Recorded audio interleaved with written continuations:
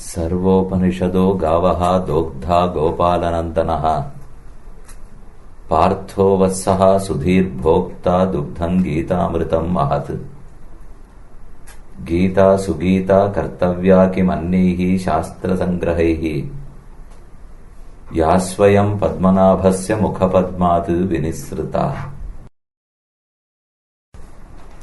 Namaskaram to all of you. It is indeed my pleasure to be with you all today and for the next 2 days. We have very important topics to discuss in these 3 days. To make it more useful and effective, at least the ambience is first set. It looks like a classroom.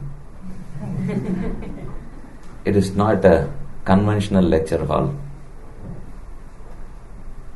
So we must learn more from here, me and you together, and try to put them to practice.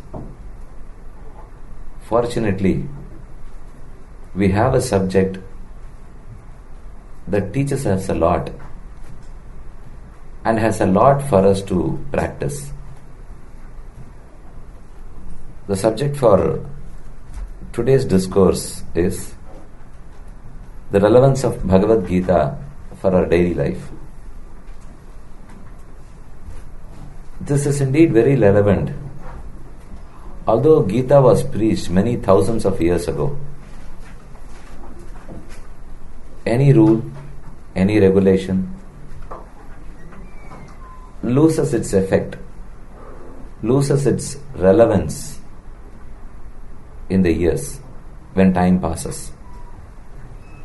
That is true in any organization. Any rule holds good till the person changes.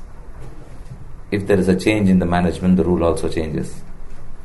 If the change is in politics, the rule again changes. Whereas Gita as a rule has stayed for long and is there to stay for longer. Gita was preached at the end of Dwapara Yuga. We are in Kali Yuga.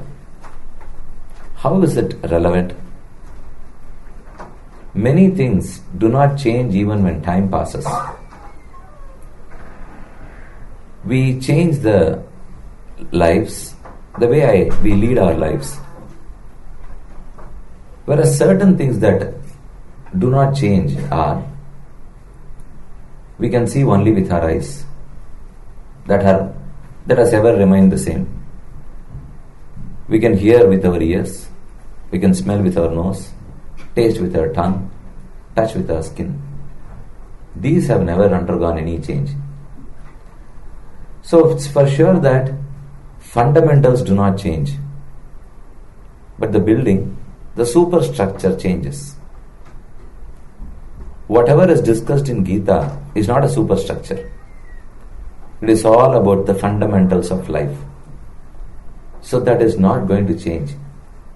It has not changed in these thousands of years. It will never change in future too. But it gains relevance. It is significant because the preachings of Krishna, they are all able to adapt themselves to any time, to any period.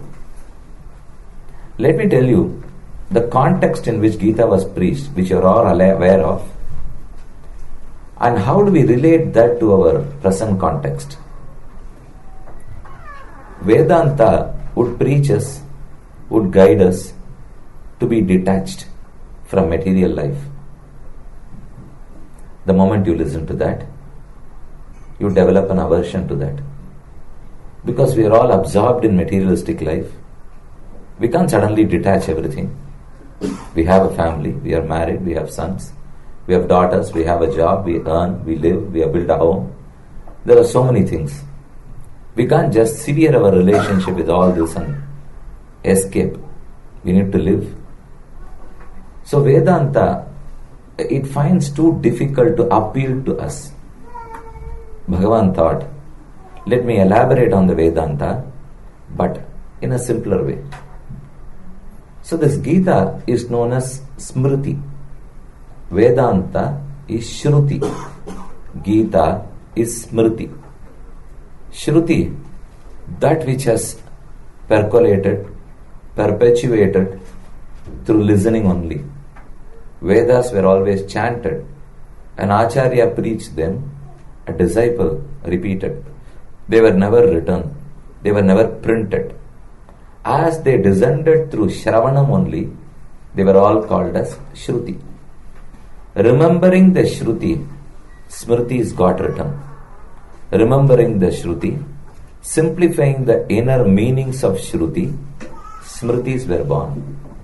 Smriti, Itihasa, Purana, they are all termed as Upabrahmana. Brahmanam is Vedanta. Upabrahmana it stands for the auxiliary texts, the texts that augment the main resource. There is a word called pramanam in Sanskrit. Pramanam is a true source of knowledge. Vedas are a true source of knowledge. But it is not enough you learn the Vedas alone. You need to augment yourself.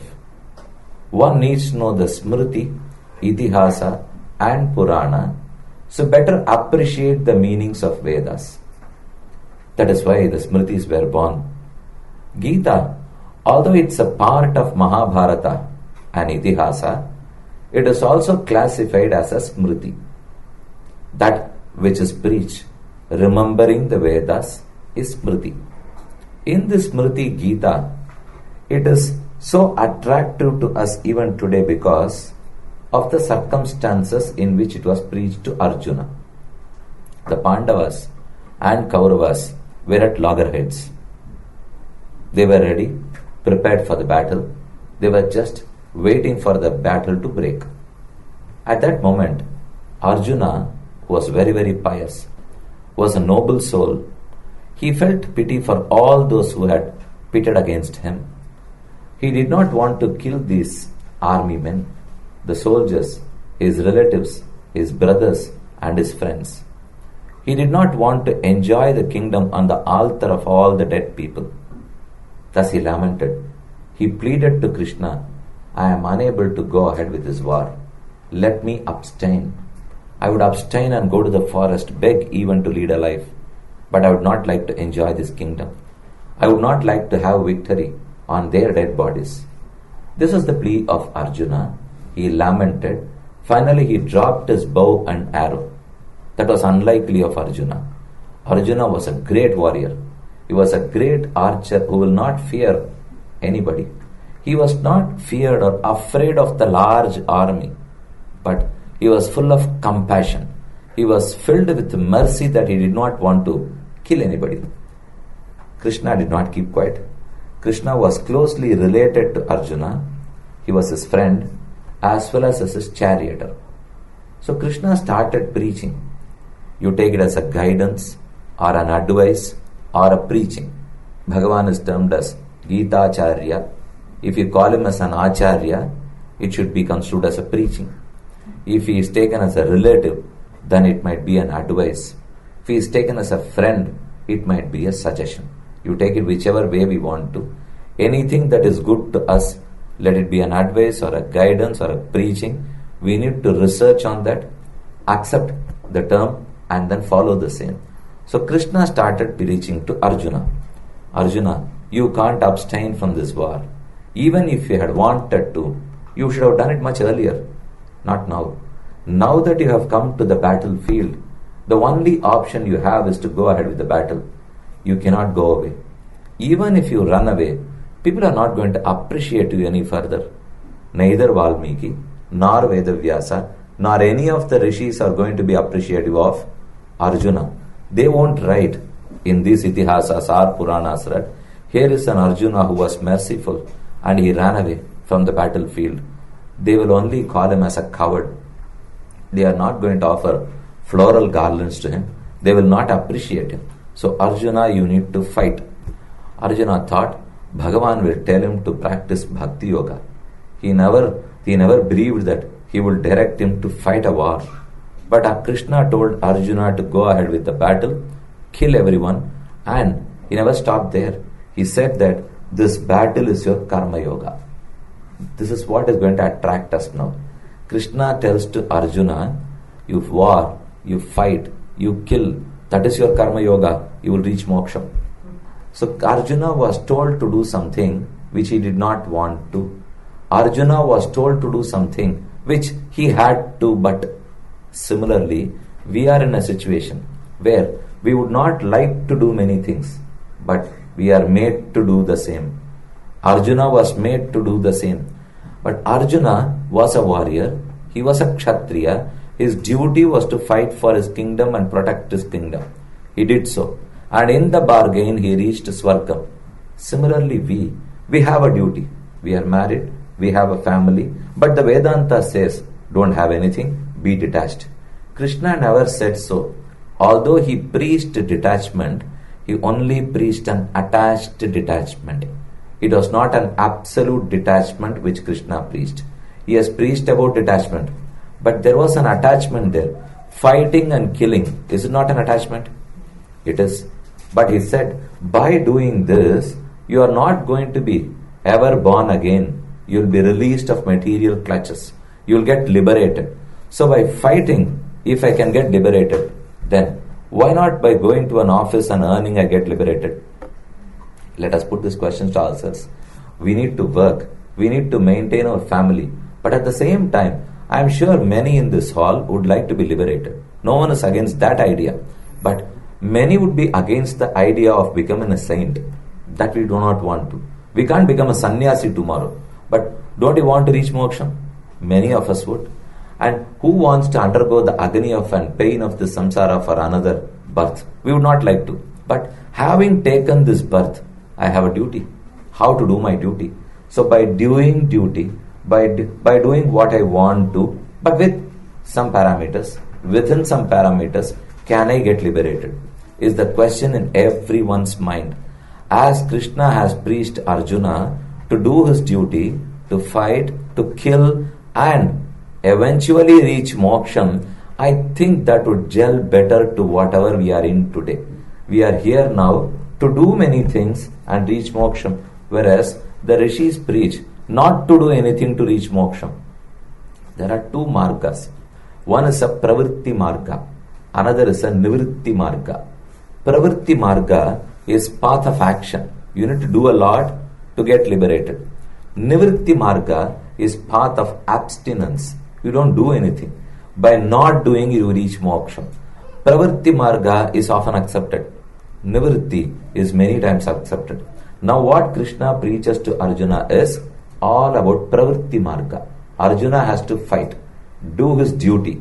By doing so, you get liberated. Now, Arjuna's worry was, by killing, can I reach moksha? If so, many would resort to that.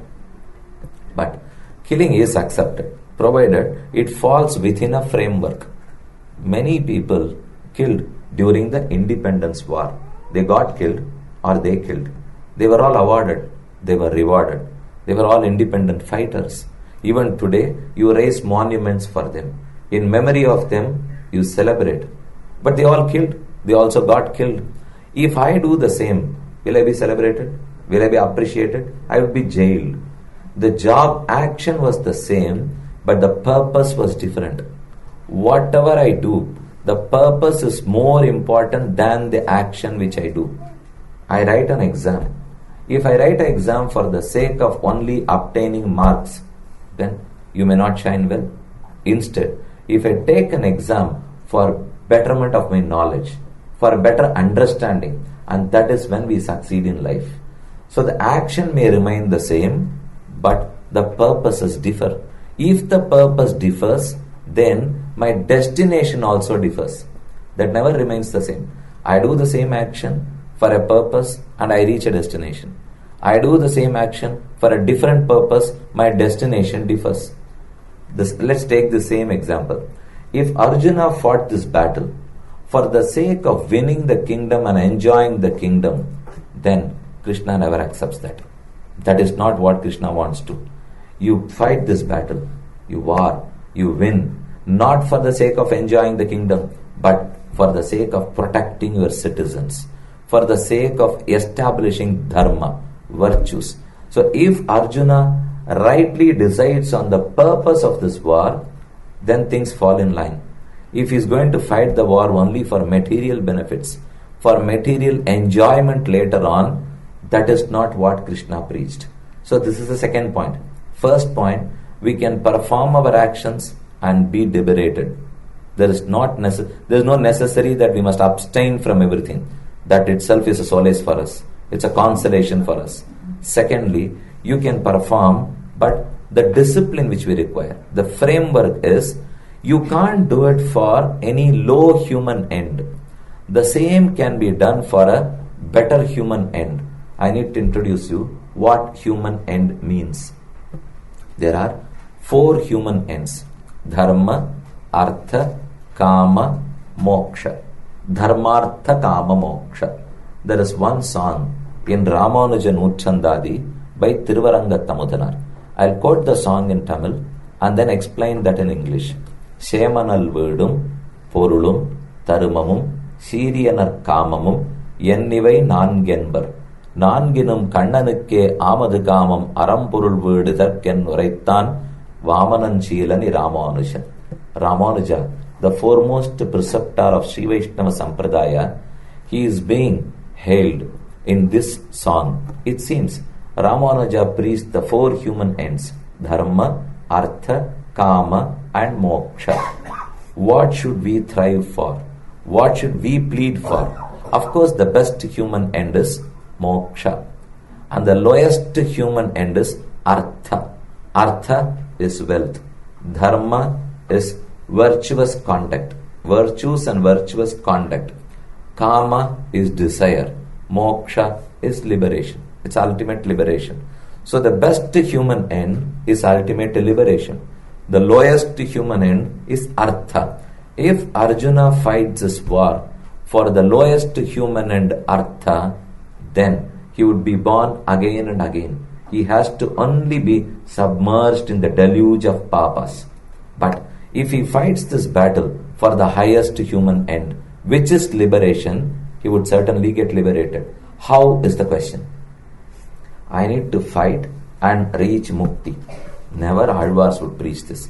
Other than Krishna, nobody can dare do this, but he did it because he is the omniscient controller. He is able to maneuver anything to his like or to his dislike.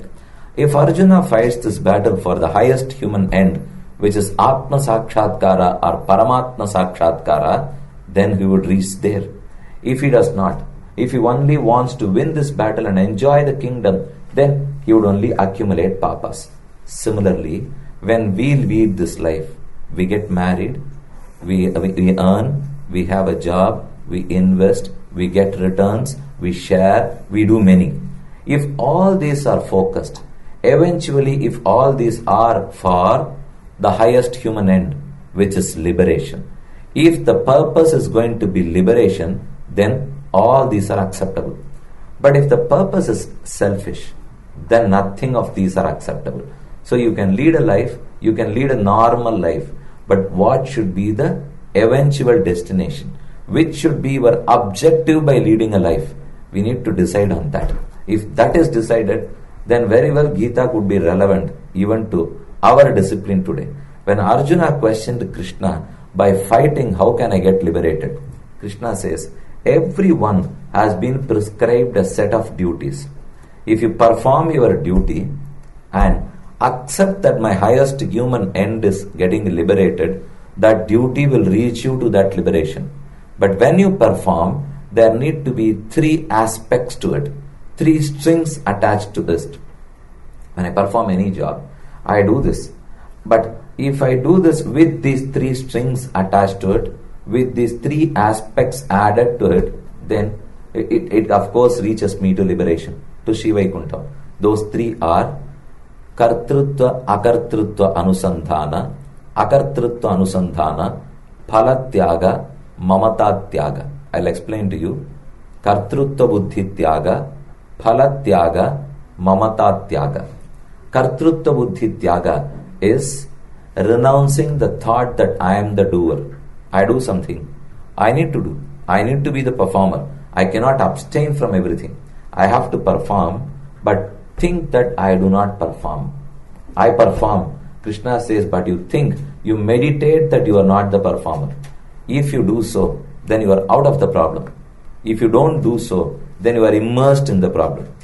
When I read through a book, I study through a book, I study with the purpose that I must get educated of whatever is the content of that book. But if I develop an attachment towards anything, then that may not lead me to the right destination. I can get attached. But if I am too much passionate about something, if I have developed an attachment which I cannot retrace, then whatever you think is the best in your life too will turn to be a nightmare. Even when we do MS here, we do PhD here, whatever you do here. If you can develop a passion, but if it turns out to be desire or lust in the same, then we cannot retrace. This is true from just consumption of coffee to any bad practices. You consume coffee. When I got introduced, our friend told about the 2 yatras which we undertook. One on Sri Ramana Yatra and another about Krishna Anubhava. We were too many in number. These yatrikas, they always request me one thing. Whether you feed us thrice a day or not, that is immaterial. But provide us coffee twice a day right on time. Don't delay that. It must be at 6 a.m. in the morning and at 2:30 p.m. in the evening. Then you don't provide food even. We will not matter. We will not bother about that. We are not concerned. So people are not able to get out of that practice. They are habituated to that. They are not able to get out of it. Krishna says, never develop a passion towards anything. I have often seen and heard that he has a passion towards that. Unfortunately, it is not the words of Krishna. He doesn't accept it. Don't develop a passion towards anything except Bhagavan. You can develop towards him. And that even was not advised by Krishna. When Krishna was departing from this material world, he was to reach his Sri Vaikuntham. Uddhava was his very close disciple. Uddhava was in conversation with Krishna. He said, having developed such an intimate relationship, you can't leave me, Krishna. Be with us forever. I would not like to leave you. I can't bear the pangs of separation with you. Krishna said, I had already advised in Gita not to develop a passion towards anybody. Why did you do so? Uddhava said, is it applicable to you too? I thought it should not be with material things. I have only developed a passion towards the divine, not towards the material. Krishna said, don't do that with me too. When you reach Vaikuntham, you can afford to do all those things, but not in this material world. We see so many quarrels and fights in temples. Is it not a divine place? Why does it take place? Again, there is a problem of passion there. Wherever you develop this attachment, you are into trouble. You develop a detachment, you don't have any trouble. Then, can I talk to my wife or not? Can I talk to my husband or not? How do I develop my detachment to my family members? You can. It is not just a direct detachment, but it is an attached detachment. Why I say so is, we got attached with a wife. We got wedded to a husband. In the presence of whom? In the presence of many learned scholars, pious and noble souls, and more than everything else, before Agni God. Agni was there. He was there to conduct my marriage. I have taken many vows.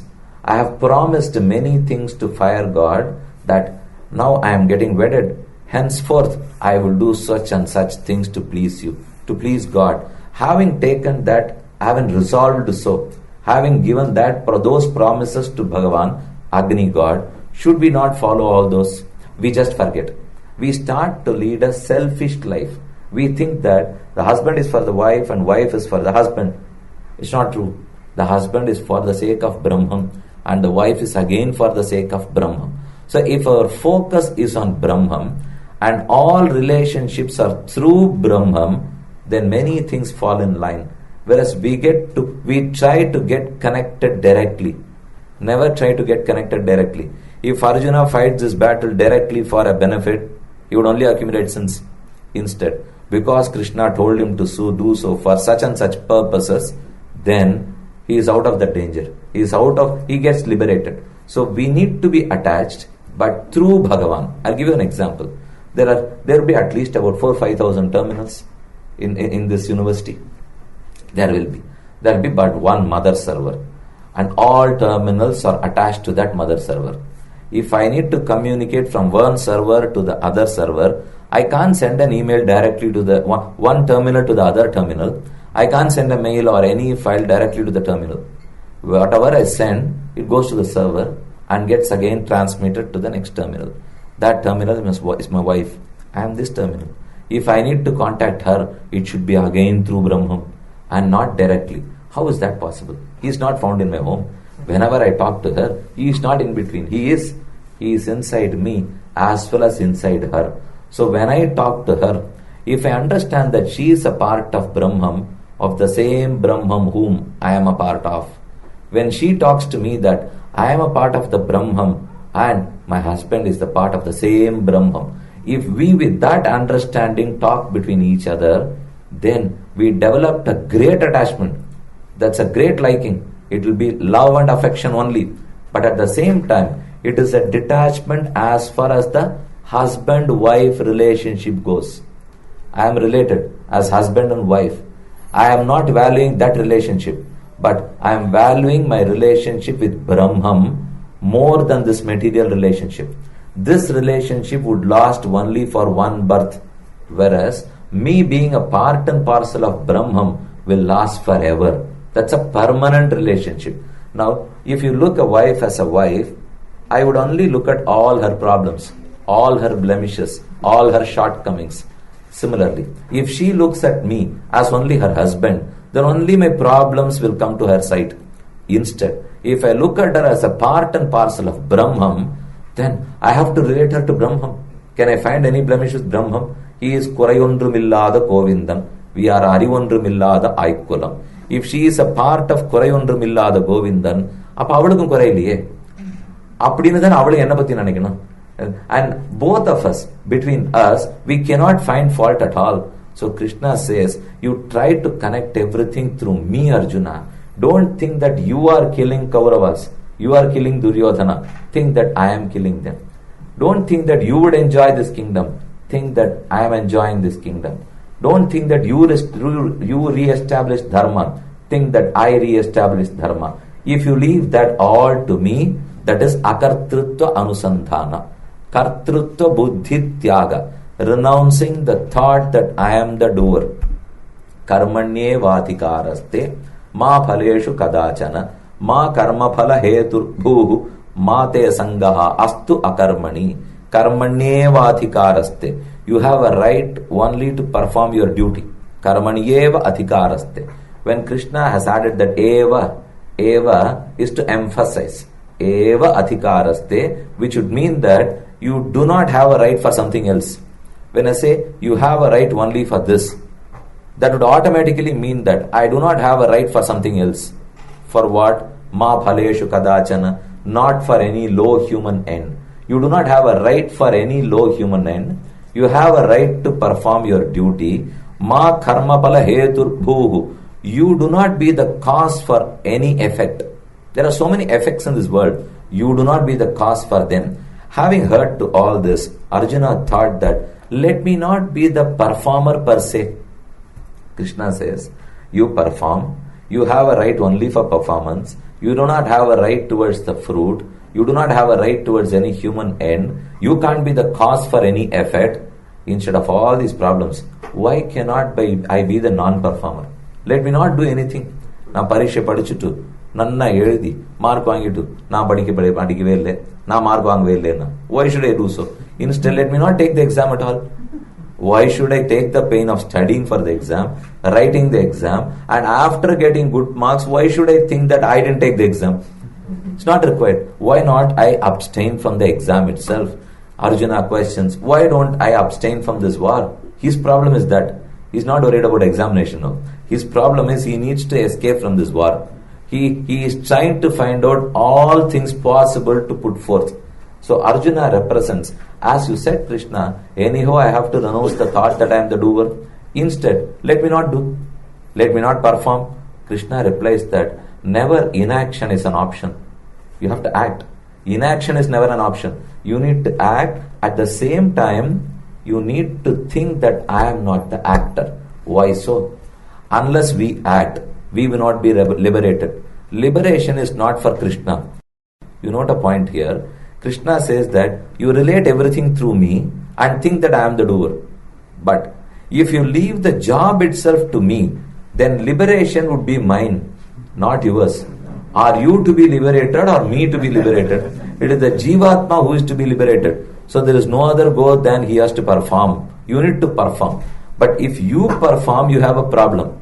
If you think that you are the performer, you develop an attachment. That turns out to be a desire. That becomes lust. And out of lust, you do so many things and accumulate papam and punyam. You are again and again born. So instead, you should not do. But if you don't do, then you won't get liberated. You need to do, at the same time not to do. We need to lead a life. We need to get married. But at the same time, not get bonded by this life. So this is exactly our problem now. We all want to lead a life. We all want to earn. But we would also like to get liberated. Krishna said, you can do, at the same time not do. You do whatever your duty is, but think that you are not the doer. If you think so, then the effects of that action will not affect you. If I do something and think that I am not a doer, then the action, the effect of it will not affect me. But this has a problem attached to it. I may slap somebody and say that I didn't do. நான் ஓங்கி அடிச்சுட்டு கண்ணன் சொல்லியிருக்கார் நான் பண்ணலேன்னு நினைச்சுட்டு அதனால I didn't do na. That is not what Krishna says. Whatever you do must be prescribed in the Shastra. That's very important. It must be a prescription right for you. By after knowing that prescription, you do, and then think that you are not the doer. So I must do whatever is right to me and think that I am not the doer. Anyhow, I am not the doer, because there are 5 people who contribute for any action. Atma, Paramatma, our body, our sensual organs, and our 5 prana. Prana, Apana, Vyana, Udana, Samana. All 5 pranas together is categorized as 1, Pranavayu. All our 5 indriyams, our body, Atman, and Paramatma. So 5 people, 5 entities have to cooperate to make any job successful. Me alone cannot perform. When actually I am not performing, then why should I claim that I am the performer? Arjuna, you do, but think that you are not the doer. Think that I am the doer. Often we hear that Ellam Bhagavad Sankalpam, Ellam our Pathpar. Bhagavan will take care of anything and everything. Whether I score marks or not, whether I do my duty or not, I leave it to him. It has become a practice nowadays just to leave everything to him. We do everything. We only do everything. But whenever we talk, we call him. If I am late today, I came at 6:45. I was late. If you ask me, I will say Bhagavad Sankalpam. What to do? I came late due to Bhagavad Sankalpam. And Bhagavan is not, I don't think he is interested in deciding whether I come at 6:30 or 6:45. That is my job. His job is something else. His job is to create and sustain this universe. His job is not to make my itinerary. So he very well has some other job. And whatever comes to our mind, we can't make him responsible. We are responsible for our actions. We need to decide them. We are given a knowledge. We are wise enough. We have been given the Shastras, the text to which we can refer to and draw whatever is right or wrong for us. The Shastras say, do this, do not do this, abstain from this. It is for me to learn the Shastras, for me to know that and put them to practice.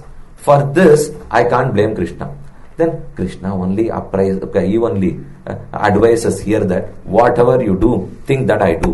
It is not whatever you do, whatever you are prescribed to do. Whatever is right for you, do that and think that it is Bhagavan who does it, not only me.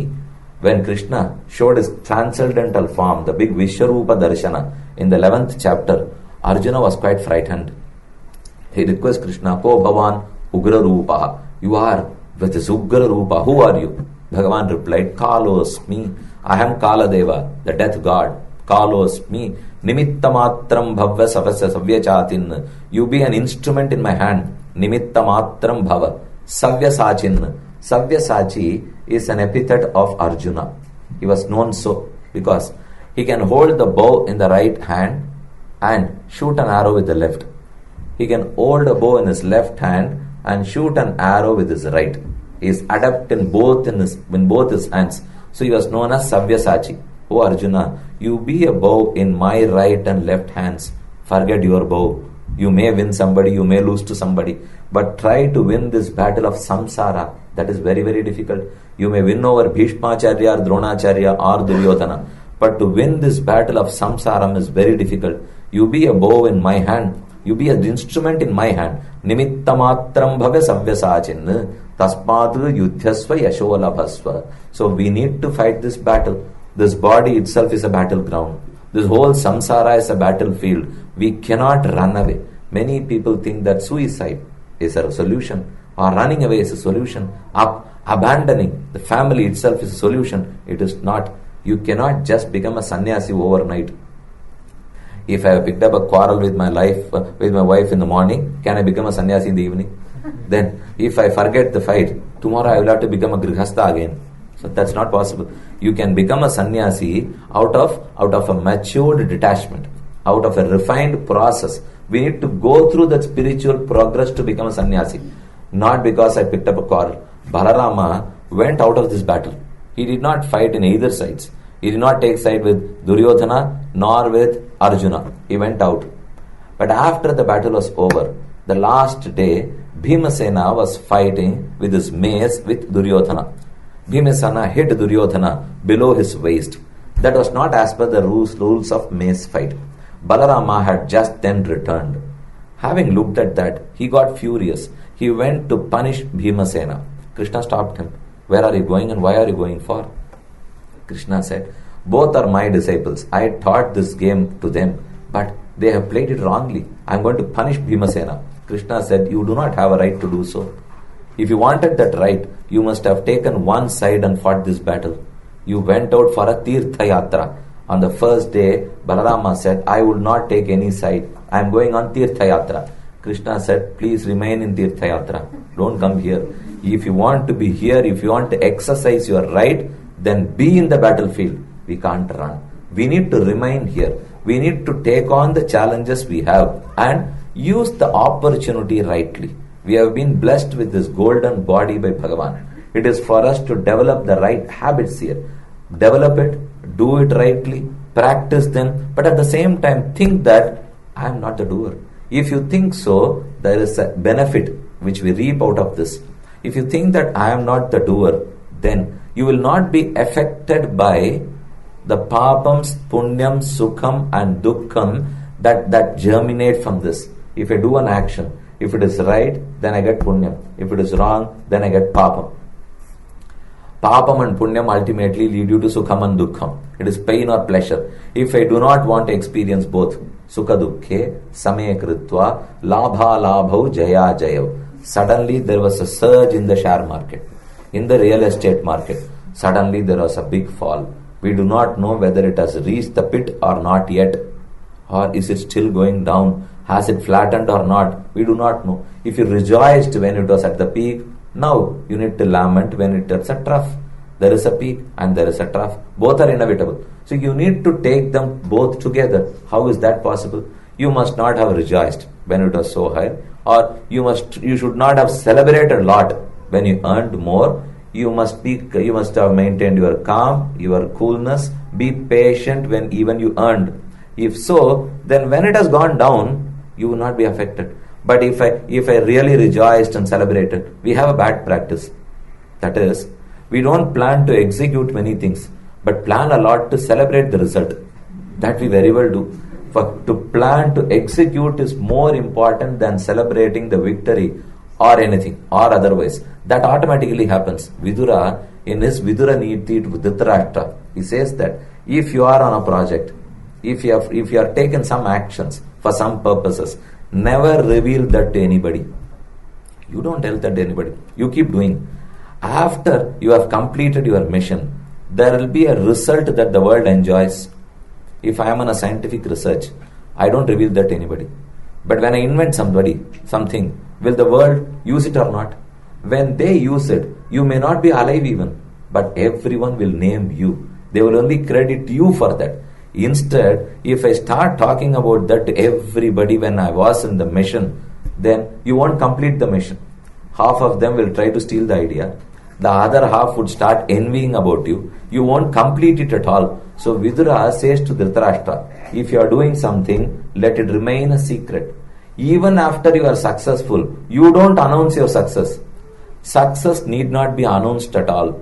That is felt and enjoyed by millions and millions. When they enjoy, they would appreciate only you. Even if they do not appreciate, why do you bother? Getting appreciation was not my mission, but people using it was my mission. Now see that the purpose changes.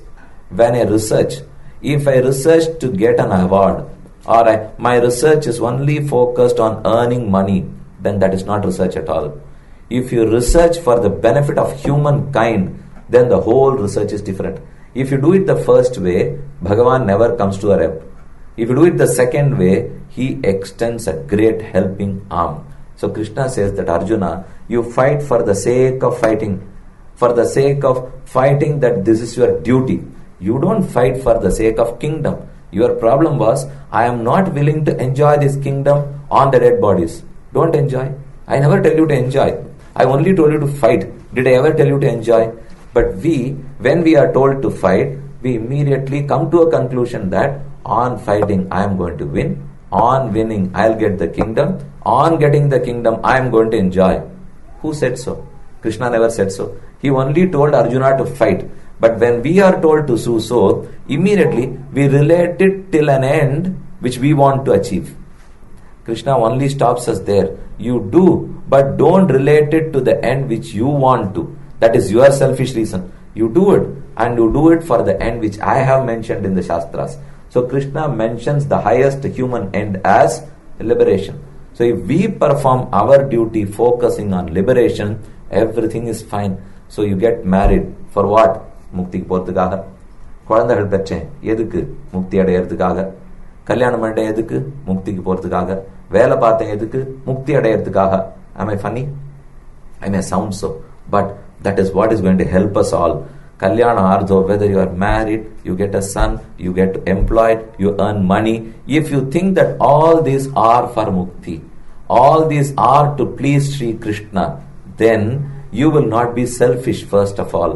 You will work for others. You will share anything with others. The more we grow selfish, the more you invite problems. The more we share with others, the less we have our problems. We need to share and set our eyes on the highest human end. Krishna further adds. So the first renouncement is Kartrutva Buddhi Tyaga. Renounce the thought that I am the doer. There are two benefits to this. One, you need not reap the benefit or experience the pain. Both are not to you. They are to the account of Krishna. Secondly, as you have done this only for the highest human end, the papam and punyam is not to your account. That is spent. Neither the papam nor the punyam would come to you. We may all think, don't we require punyam? I do not want papam. But why not punyam? Punyam would reach you to swargam.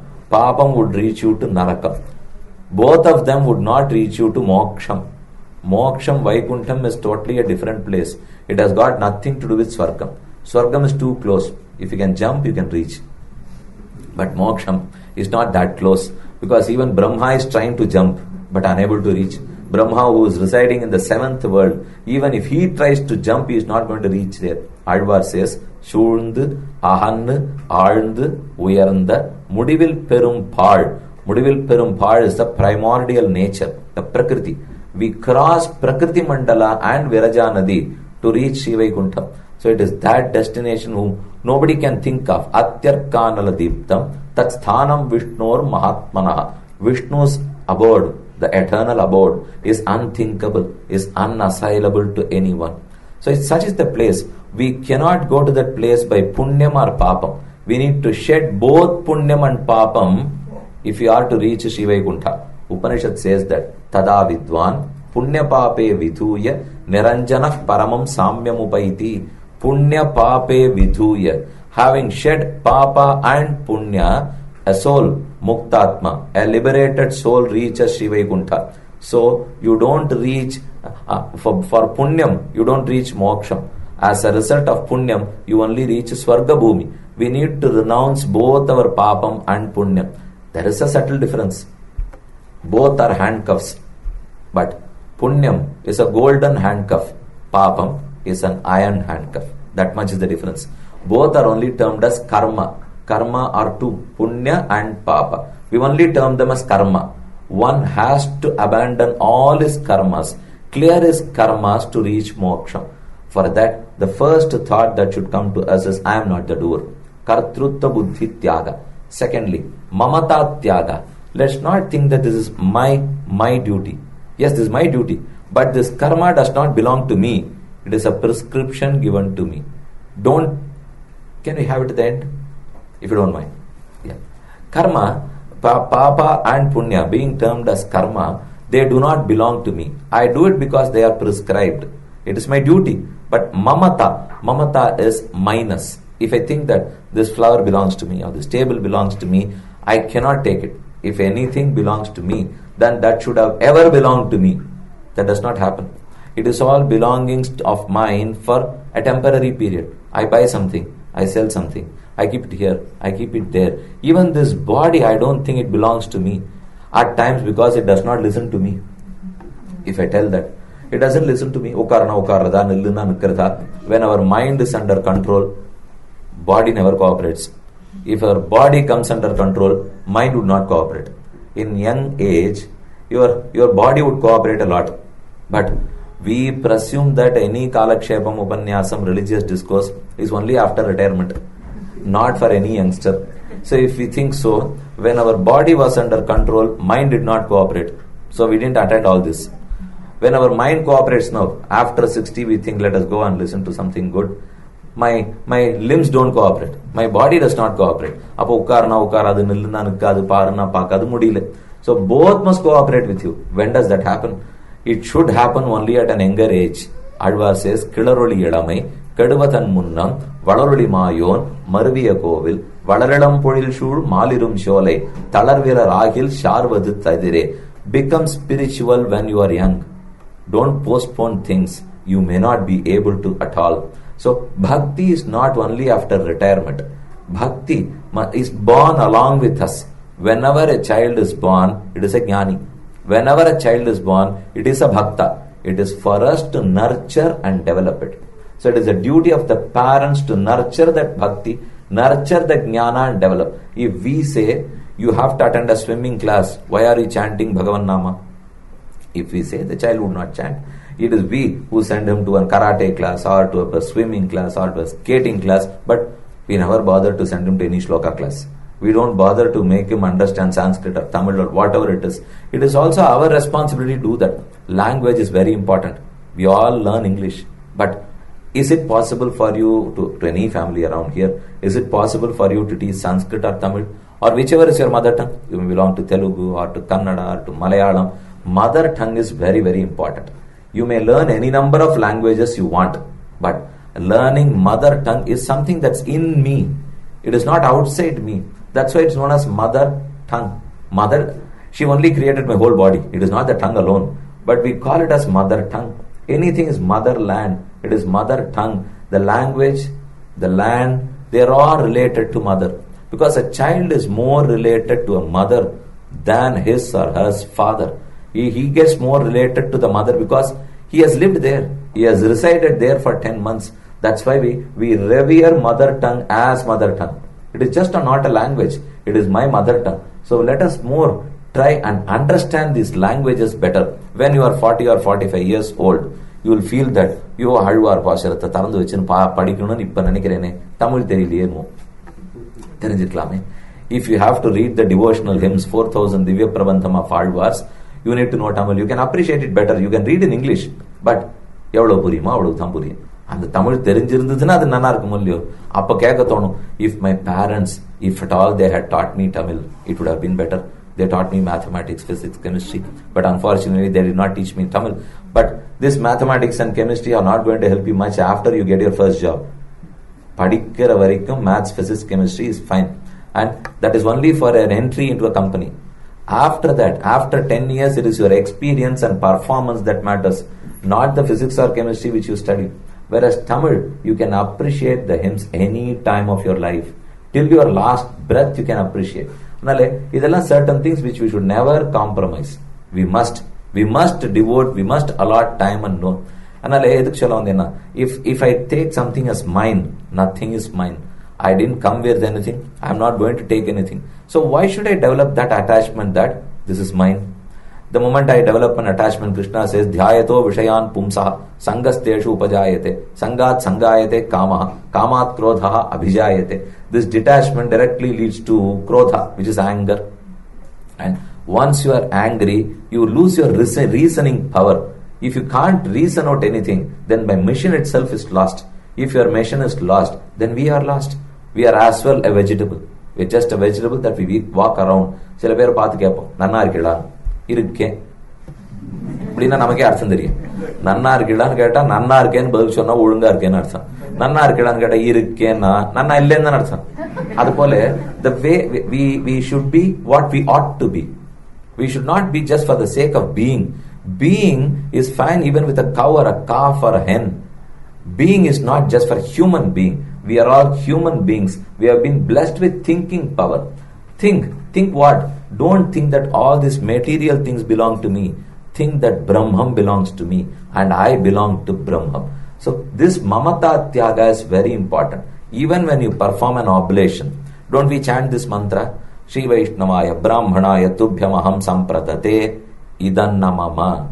When you offer something to a Brihaspati Swami, when he comes to conduct some rituals at home, you offer something to him, dakshina, and you say, Idanna Mama, this no more belongs to me, this is not mine. When you offer anything, you must detach yourself from that. This is no more mine, this was never yours. But still we must mention that this is no more mine, at least no more.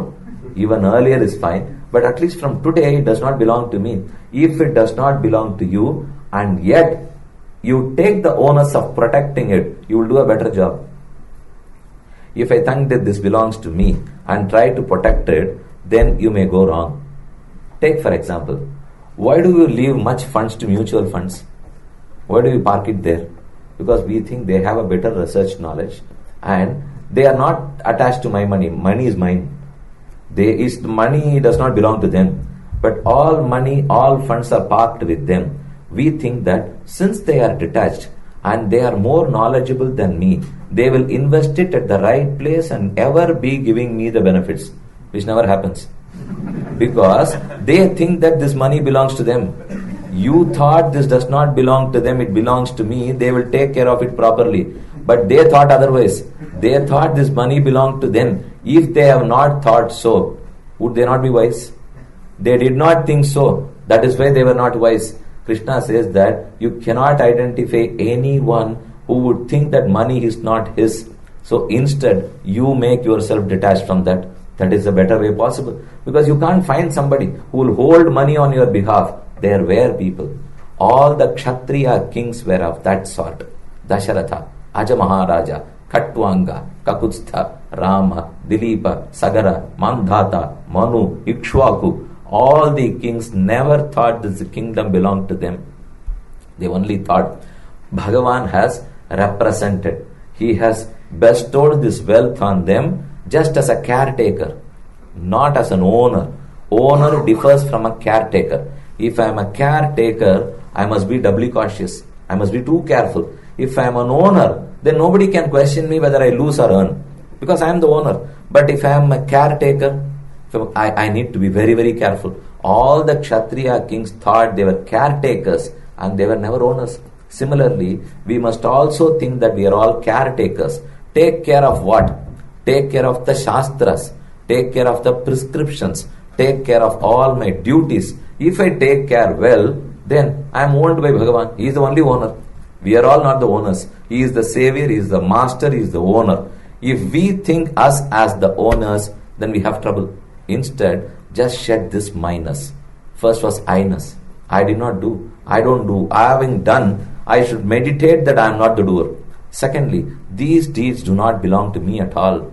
They all belong to someone, to Bhagavan himself. I do it because I am told to do so. Many would have a doubt. Why do I perform Shraddha? The last rites to my parents. They have already departed. To whom? Am I doing all this? And why should I do? Shraddha edhuk pannu, tarpana edhuk pannu, edhuk idu pannu? By this, am I going to send them to moksha? If I can, I am willing to do. If by doing some shraddha karma, if I ensure a birth to my father in moksha, then I am willing to do. Can I send him? I cannot certainly send him.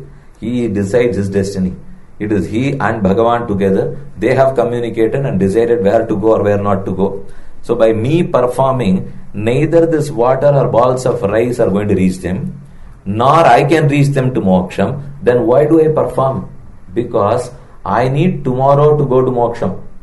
It is not to send my parents to moksha. I perform because I need to reach moksha tomorrow. So எனக்கு நானே சாதம் பண்ணிக்கிறேன் இப்போ. எதுக்குன்னா, if I do not perform, then I would be violating the code of conduct set by Shastra. If I violate that, then I can't reach moksha. That is precisely why I perform the Shraddham. Not to send my parents to Shraddham. They have the moment this Atma leaves, if that Atma was blessed by Krishna, he would the next minute reach his lotus feet. I cannot send or stop. Both are not in my hands. But I perform because I would like to ensure my liberation. That's the reason why I perform. But I perform thinking that I am not the performer, nor these karmas belong to me.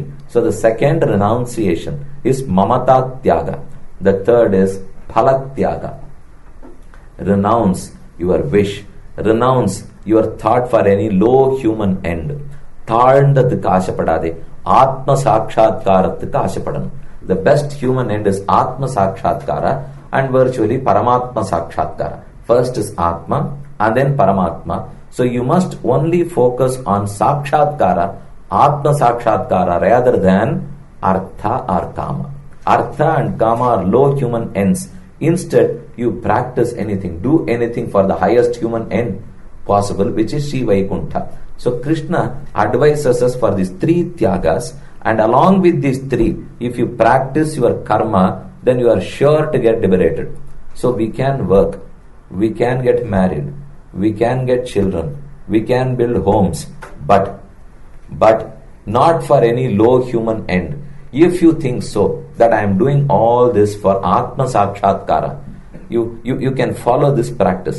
That is, whatever step you take, whatever action you do, think for a while whether this is any way going to help Atma Sakshatkara.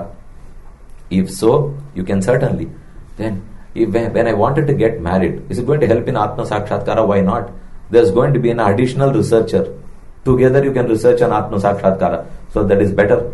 My children, I would have brought up another bhakta to Bhagavan, which is very important. So if you take these in a positive sense, but don't extend it further. You can keep it to this extent. If I say that I would like to earn 1 billion because I can reach moksha, billions are not going to reach you to moksha. But if you share that billion with many, that would certainly please Bhagavan. Anale, nama share பண்ணிக்கிறோமா எதுக்காக வாழ்றோம்ங்கிறது ரொம்ப முக்கியமா போறது. So these three along with that is karma yoga. அதை நாம பண்ற பட்சத்திலே Krishna says that you are sure to get liberated. Fortunate or it was coincidental that Arjuna was a Kshatriya and so Krishna advised the war. If Arjuna had been a Brahmana, then Krishna would have advised him to recite the Vedas.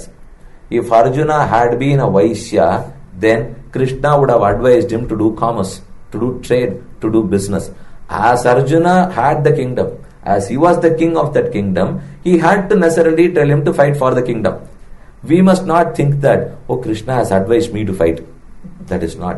You decide who you are first. He may advise you to do business.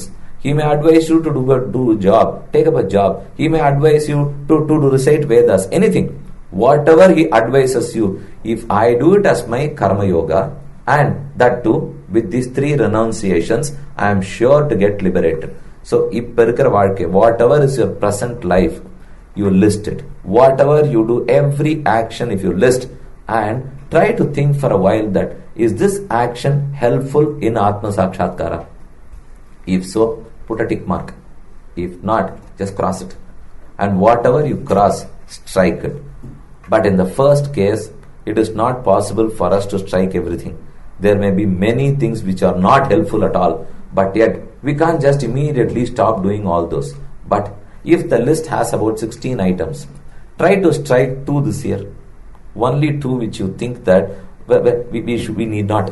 For example, if I want to see cricket, if my son wants to see cricket, this is one. It may not be helpful for Atma Sakshatkara if he decides so. At the same time, he also wants to watch a movie which he is not supposed to. He wants that too. Out of the two, give him an option to decide. Which one would you decide? Both are not required for Atma Sakshatkara. But for the time being, for this year, let me not go to that movie. Instead, I will watch cricket. Doesn't matter, allow that. Because there's a better evil. Of the two, watching cricket is okay. But let him slowly, steadily improve, and in the next 2 years, you will remove that too. You can't remove all the 16 items in the first year. Just remove 2. Come next year, remove another 2. This list will slowly get shortened. You will strike everything and stick to only those that Krishna prescribes. And there is no hard and fast rule of how many would be able to do, how many would you not be able to do, or how many years would this take for me to accomplish. Let's not bother about all that. If you are a shade better than yesterday, be happy and be satisfied. We may progress fast. It may be a rapid progress, or it may be a very slow progress even. But progress is very important. If you don't progress, then revisit. Where have I gone wrong? Why am I not able to do or progress? Go back, take a paper and pen. Think that what is that I have done today? Except I went at 6:30 and sat there till 8:30. Did I do anything else? I did so many things, but wasted 2 hours today. He said whatever he knew of, and I listened to that. I don't think it was of any use to me, but still 3 days my friends have called me. I have to go, I have to attend, and this person is well known back in Chennai. My parents would ask me whether you attended or not, so at least for that sake you come here. Aprina, you list that, nothing wrong. I attended between 6:30 and 8:30. Was it useful? Was it anyway helpful to Atma Sakshatkaram or not? So whatever you do, list. Think for 5 minutes before you go to bed. Next day you need to correct. If you have committed that wrongly today, doesn't matter. Strike it for the next day. Ensure that does not recur. You must not, whatever you accept, don't worry about others advising you. If you accept, if you grant that this is not required for Atma Sakshatkaram, strike that. Next day abstain from that. If that happens, let me tell you, it's not going to be long by the time the list is vacant. The whole paper will not have anything. Because we know that whatever we are doing, I'll quote a verse from Alvar. He says that, Vidumin Muchavam Vidu Sheidu, Umuyir Vidudayanidai Vidu Sheimine. Catch hold of the lotus feet of Krishna, go surrender to him, and abandon all this. Alvar identified. These are all the material pleasures which you must abandon. This is the lotus feet of Krishna which you must resort to. We said, Vidumin Muchavam, Yallathim Utudungo, Vidu Sheidu, Umuyir Vidudayanidai Vidu Sheimine. Ida Pudichukungo, Ida Utudungo nar Alvar. We questioned him. What to abandon and what to resort to? Alvar made in simple terms. Whatever you have resorted to today, abandon them. Whatever you have abandoned today, resort to them. This is a simple advice which Alvar gives. ஏன் பண்ணிட்டோம், பெருமாள் மட்டும் விட்டோம், ஆனால் ஆழ்வார் அதை மட்டும் பிடிச்சுக்கோன்னுட்டார். அதை தவிர எல்லாத்தையும் பிடிச்சுட்டு இருக்கோம், தேவையே இல்லை, விட்டுடுன்னுட்டார். அதனால எதை பிடிச்சுக்கணும் விடணும்ன்றது நமக்கு கஷ்டமே இல்லை. இன்னைக்கு எதெல்லாம் பிடிச்சுட்டு இருக்குமோ அது எல்லாத்தையும் விட்டுடணும். எதெல்லாத்தையும் நீ பிடிச்சுக்கலையோ அது எல்லாத்தையும் தான் பிடிச்சுக்கணும். வீடு மின் முச்சமும் வீடு செய்து உயிர் வீடுடாயாண்டை வீடு செய்மினே. So we know all the scriptures are available. We have no dearth of knowledge. We have no dearth of scriptures. We have no dearth of preachings from our Purvacharyas. It is all available as a treasure. But it is for me to open. It is for me to open, study them and put them to practice. We need to develop good qualities in us. Arjuna, oh Arjuna, you are a cultivable land. Understand that this body is blessed to you as a cultivable land. It is for you to cultivate good habits there. You can either cultivate cash crops and earn a lot in your farmland, or you can just leave it. It will be thrown away. It will be of no use. And after some time it will become infertile. You can't further produce anything. So this is a body. Idam kshariram kaunteya kshetramityabhidhiyate kshetra kshetrajnayor jnanam tajnanam atonyaduktam. I understand this. Arjuna said, this is a cultivable body. I, the Atman, who realizes that this is my cultivable body, I am the Atman. Atman is one who realizes. And Body is one that is given to the Atman to do something. Atman is very subtle in his form. He is too small, he is subtle. He cannot perform anything without a body. So we are blessed with this body. This body is as a result of our past karmas. We take this birth as a result of our past karmas. We perform many, and while we perform, we earn more karmas. ரொம்ப நாளாக ஒரு கதை கேள்விப்பட்டிருப்போம். ஒரு 30 அடி ஆழ கிணறுல ஒரு தவளை மாட்டி எடுத்து அது 3 அடி ஏறும், 2 அடி விழும். The frog tries to climb 3 feet a day and it falls back 2 feet a day. When will the frog climb the well? We start calculating. So it is 1 feet a day, 30 days, 30 feet, 31st day it will be out, but we'll be caught there. No, the 28th day when it jumped 3 feet, it will not have fallen because it's out of the well. We thought, oh, we have lost that puzzle. So this is one story we know. Just change the story. The frog can climb 2 feet a day, but falls back 3 feet a day. When will it jump? It will never. It will only dig a grave inside. It cannot come out. We came here to spend our karma, but while spending we earned more. We took birth to spend and exhaust our karma, but instead of exhausting in the process, in the bargain, we have only earned more. So we are never going to get liberated out of this unless we practice our prescriptions. We practice whatever is said to us. So this is a cultivable land, and I am the knower. I am the one who has realized that this is a cultivable land. I need to cultivate good habits in this. Krishna prescribes some habits. Let me just list them to you. Amanitvam, Adambitvam, Ahimsa, Kshantihi, Arjavam, Acharya Upasanam, Shaucham, Sthiryam, Indriya Nigraha. I'll explain to you what they are. Amanitvam, Adambitvam, Ahimsa, Kshantihi, Arjavam, Acharya Upasanam, Shaucham, Sthiryam, Indriya Nigraha. First thing, Amanitvam. Manitvam is being disrespectful to elders and the Shastras. Amanitvam, be respectful to elders and the Shastras. Who is an atheist? We would say that one who denies the existence of God is an atheist. It does not stop there. One who denies that the source of true knowledge is Vedas, he is an atheist. If I agree that Vedas are the true source of knowledge, I am a theist. If I disagree to that, then I am an atheist. So it is not much to do with the existence of God or not, because Vedas only talk about the existence of God. I have not seen, neither you have seen. Have you seen God? No. I am not talking about the deity form in the temple. Have you ever seen live God? I have not. Neither I have seen nor you have seen. But we all believe, because the Vedas only teach us about God. By Pratyaksha, there are 3 sources of knowledge. Pratyaksha, Anumana, Shabda. These 3 are true sources of knowledge. Pratyaksha is perceptive knowledge. I am able to see you. I am able to listen to you. I am able to touch you. I am able to smell you. I am able to taste you. All these are direct knowledge. This is Pratyaksha. God cannot be understood by Pratyaksha knowledge. He can neither be touched, nor smelled, nor tasted, nor seen, nor listened to. It's not possible. There is a second way, Anumana, which is knowledge. The source is inference. Can I infer God? I can try to, but I would fail to do. I'll explain to you why. I can infer that there must have been a manufacturer to this tape recorder. Can I not? This is a product. If there is a product, there must be a manufacturer. அதாவது காரியம் இருந்தால் காரணம் இருக்கணும். If there is an effect, there has to be a reason. There has to be a cause and an effect. The cause and effect relationship is inseparable. The cause and effect have to be always be intimate. Without a cause, there will not be any effect. And not only a cause, there must be a karta, a doer, one who manufactured this. This is made of what? Of iron. Who made this?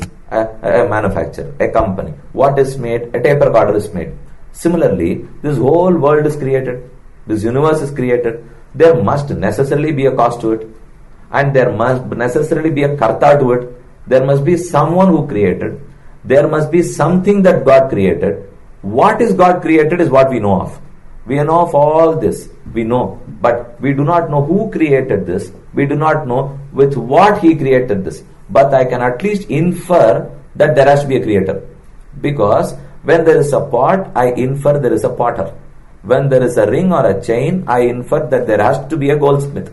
When there is a veshti, I infer there has to be a weaver. Similarly, when there are so many things in this world, there has to be a creator. Can I infer God?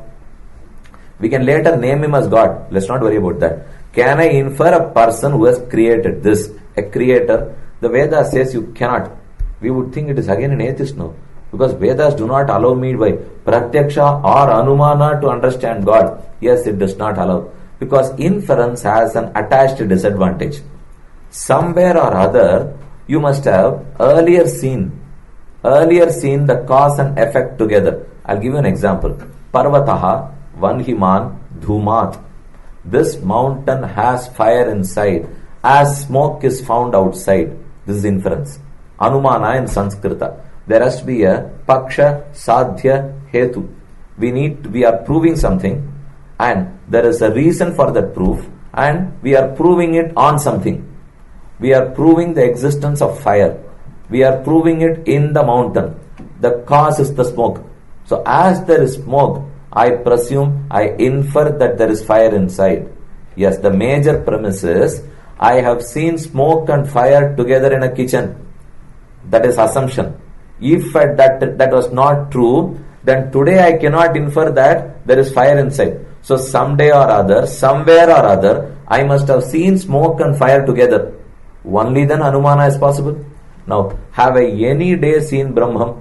Have I any day seen God? So, inferring God is just not possible. Only when Pratyaksham is there, inference would come into force. If Pratyaksha source of knowledge is non-existent, you cannot infer at all. So, inference is always dependent on perception. If there is no perception possible, then inference is not possible. So, by these two sources, we cannot understand or realize God. Then which is the third source? Is he there or not? We would come to a conclusion now. We thought only atheists are atheists, but Vedam himself is talking as an atheist now. It does not believe in the existence. It never says so. It says that except the Vedas, you do not have a source of knowledge for God. Krishna says, Vedaischa sarvaihi ahameva vedyaha vedanta krit veda videva chaham. Vedaischa sarvaihi ahameva vedyaha. Through all the Vedas, I am only known. All the Vedas would certainly talk about me only. Vedas cannot rest unless they explain me. Vedaischa sarvaihi. Through all the Vedas, ahameva vedya. I am known, and I am known only through the Vedas, not through any other source of knowledge. So not through Pratyaksham or Anuvanam, but only through the Vedas. One who believes in this is a theist. One who negates this, one who refuses to accept this is an atheist. So atheist nal கடவுள் இல்லேன்னு சொல்றவா மட்டும் இல்லை, வேதம் இல்லேன்னு சொல்றவனா இருக்கணும்.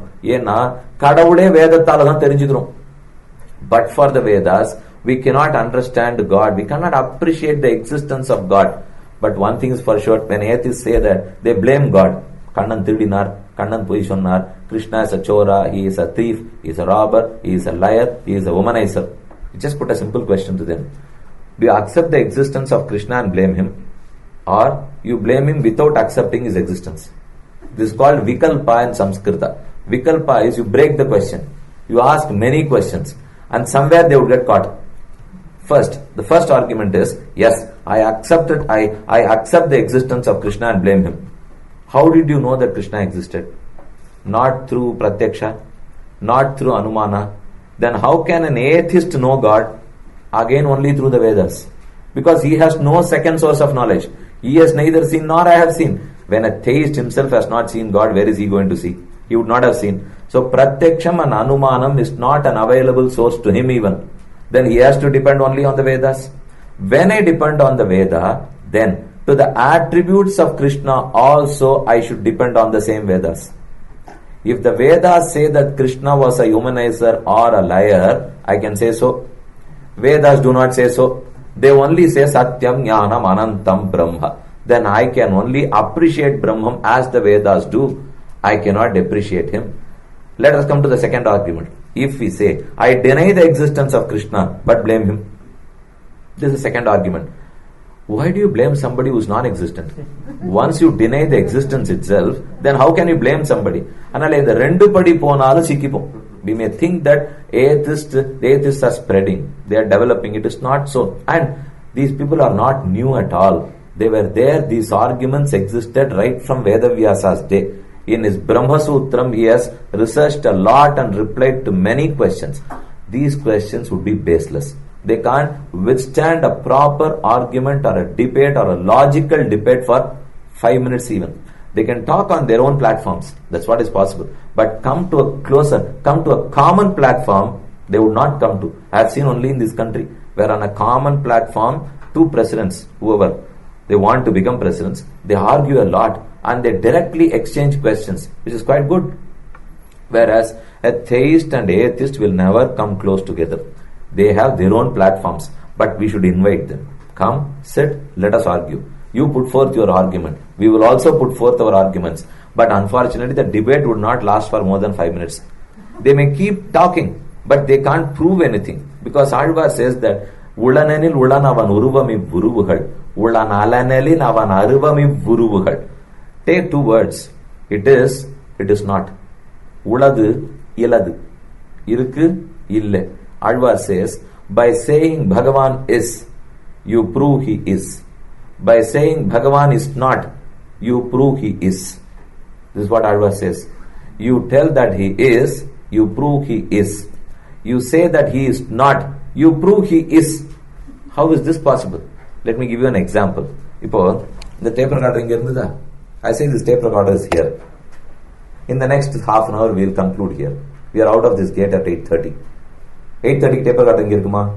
Will this tape recorder be here? It won't be here. I now say, this tape recorder is not here at 8:30. Does it mean the tape recorder did not exist at all? It never meant so. It means that it is not here at 8:30. Or if I say, it is not here, but it was found in the next room, then it is attached to a place or to a time. Or I may even say, this was not there, but the garland was found. So, or to a product.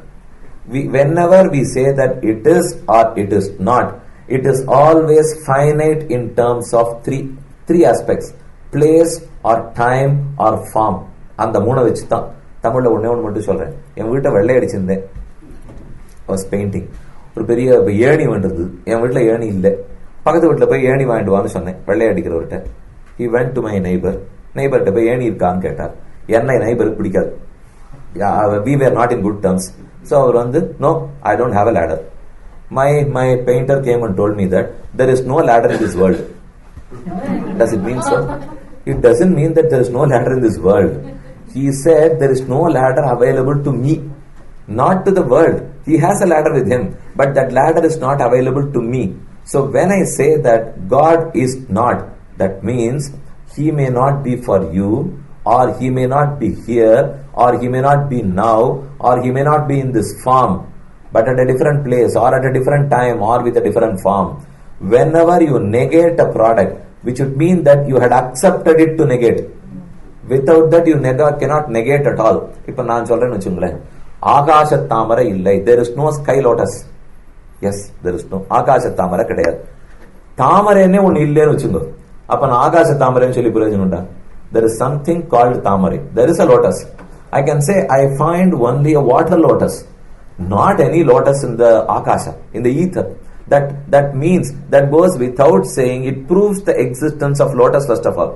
So when I say that Brahman is a liar, Brahman is a thief, Brahman is a womanizer, I think by mentioning these three I have earned some papams, no? Let it be. But I made it for you to more better understand this. If I say so, which means that I accept the existence of Brahman first. Without that I cannot talk any further.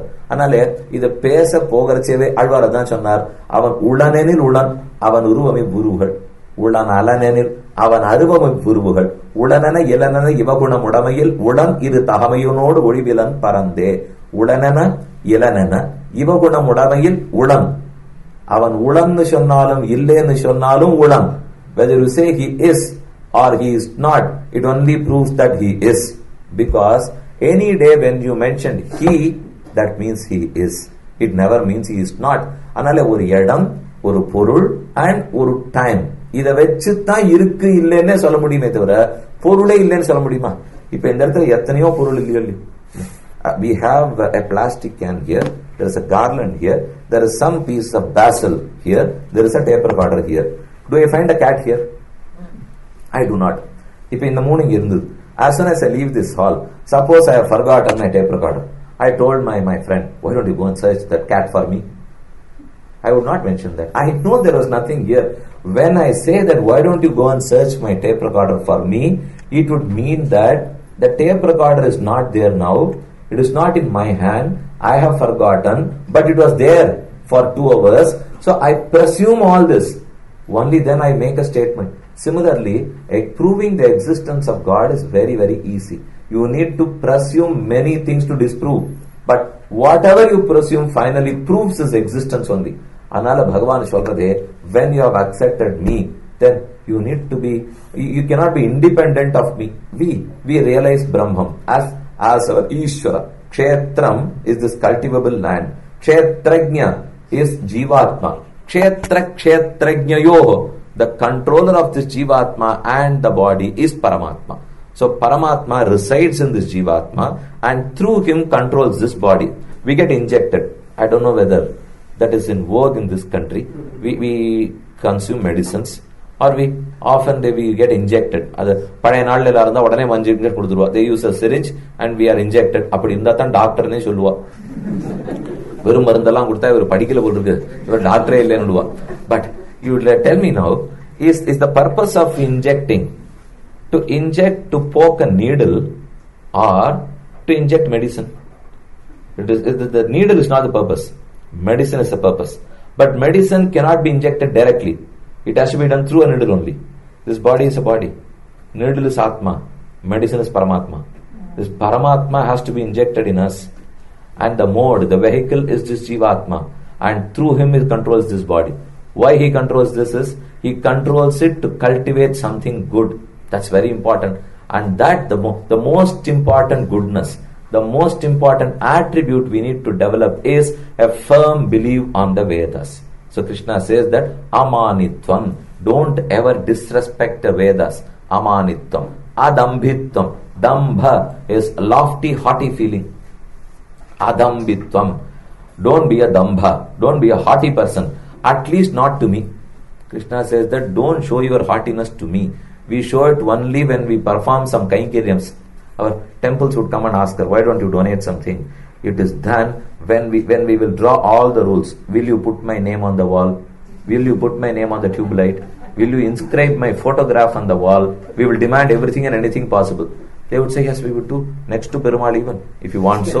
நீ என்ன கைங்கிற, நீங்க பண்ணிருக்கிற கைங்கிறதுக்கு உங்களுக்கே விக்கிரகம் வச்சுலான்டுவா. ஏற்கனவே பெருமாள் அங்க விக்கிரகத்தில் இருக்கா. அந்த விக்கிரகம் உடஞ்சி போறாப்புல இருக்குன்னு தான் கைங்கிறதுக்கே நம்ம கிட்ட வந்தா.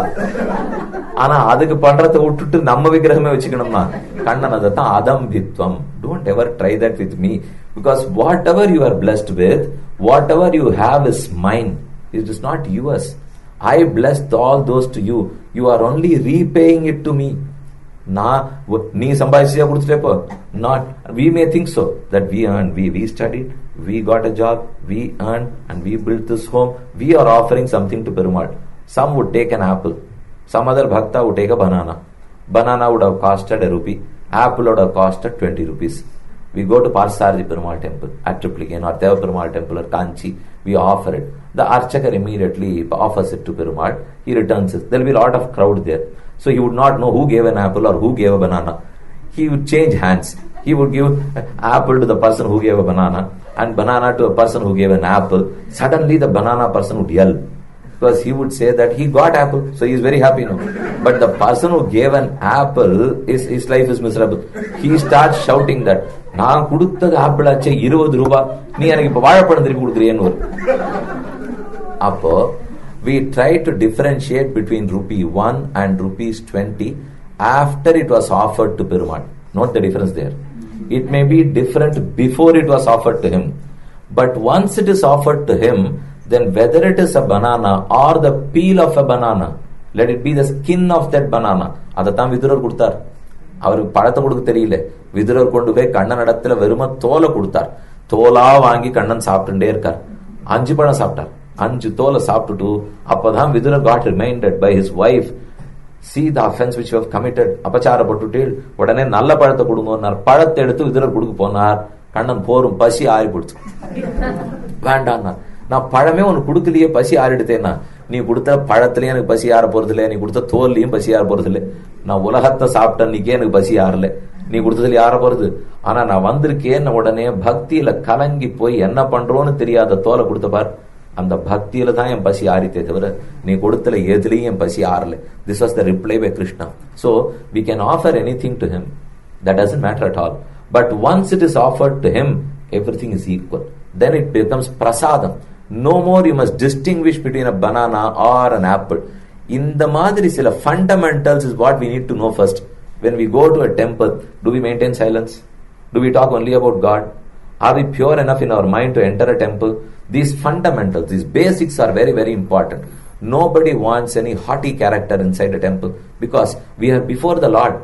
You go and meet the dean of this college. There is a head to this college. You go and meet. Suppose a first year student wants to meet him. He will rehearse before he goes to meet him. It is not that simple. It is very difficult to even get a 5 minutes interview with him. Suppose you are given, you would rehearse. What do I do? What should I talk to him? What should I offer him? What are the questions I should ask him? Will you not prepare yourself for 2 days before going there? If you go to meet the president of this country, still further difficult. You prepare yourselves. But when you go and stand before Perumal, the Archakar will ask you, have you bought any offering? I will call to my people. Yadaan kodundirkiya? Appadan kepo. Kodundirkuma illiyanu payil appadan tadavuvom. அதுலேருந்து plastic cover அப்பதான் வெளில எடுப்போம். அதை கச்ச கச்சக்கான்னு சத்தம் போட்டு கல்கண்டு இருந்தா 2 எடுப்போம். அந்த கல்கண்ட தட்டுல கொட்ட போறச்சே தாயார் செஞ்சுக்கு 2 போகணும்னு எடுத்துப்போம். இது இத்தனை பண்றோமா இல்லையா? We do all these things. But will you afford to do this before the president of this country? You will not. Appo we go with God faith, but we don't believe in God that He is a supreme. Without that belief, we are doing it as a ritual. We must never do that. Shreyan dravyamayat yajnat jnana yajnaha parantapa. More than the ritualistic form, your jnana is very, very important. So when you go to a temple, do we maintain silence? But if you can't, you are never used to silence. There are many people like that. They can't shut their mouth for even a minute. They keep talking and talking. Yes, you talk. Better talk only about him, not about anybody else. Lakshmiயை பத்தி பேசுவோம், அனுமாரை பத்தி பேசுவோம், சக்கரதாழை பத்தி பேசுவோம், பெருமாளை பத்தி பேசுவோம், போறோம். கோவிலுக்குள்ள தானே போயிருக்கோம். Then what? You must talk only about them, not about anything else or about all our bad, all our quarrels, our neighborhood. We talk about that. வீட்டுல இடம் சரியில்லைன்னா கோவிலுக்கு போறதுங்கிற அளவுக்கு வச்சுக்கூடாது. கோவிலுக்கு போறோமா, பெருமாளை சேவிச்சோம் வந்தோங்கிறது இருக்கணும். When you go, before that, arrange whatever you need to offer to him. Keep it in a proper plate. Keep it in a clean plate. Go, don't talk. With politeness, humbleness, offer that to him. Just feel the pleasure of having his darshan in 5 or 10 minutes whenever you are staying there. Come out with his feeling. Reach home remembering him. Till that night, think about him and go to sleep. That is when you will feel peace in your mind. Without that, you do anything else. பேசினா வேற வம்பு பேசுறது, ஏன் வந்தேன், எப்ப வந்தேன், நாளை பார்த்தேன், இவாளு கல்யாணம் ஆச்சா, அவளுக்கு குழந்தை பிறந்ததா, எத்த பத்தி கேட்டுந்தாலும் it is of no use at all. Let's not do that.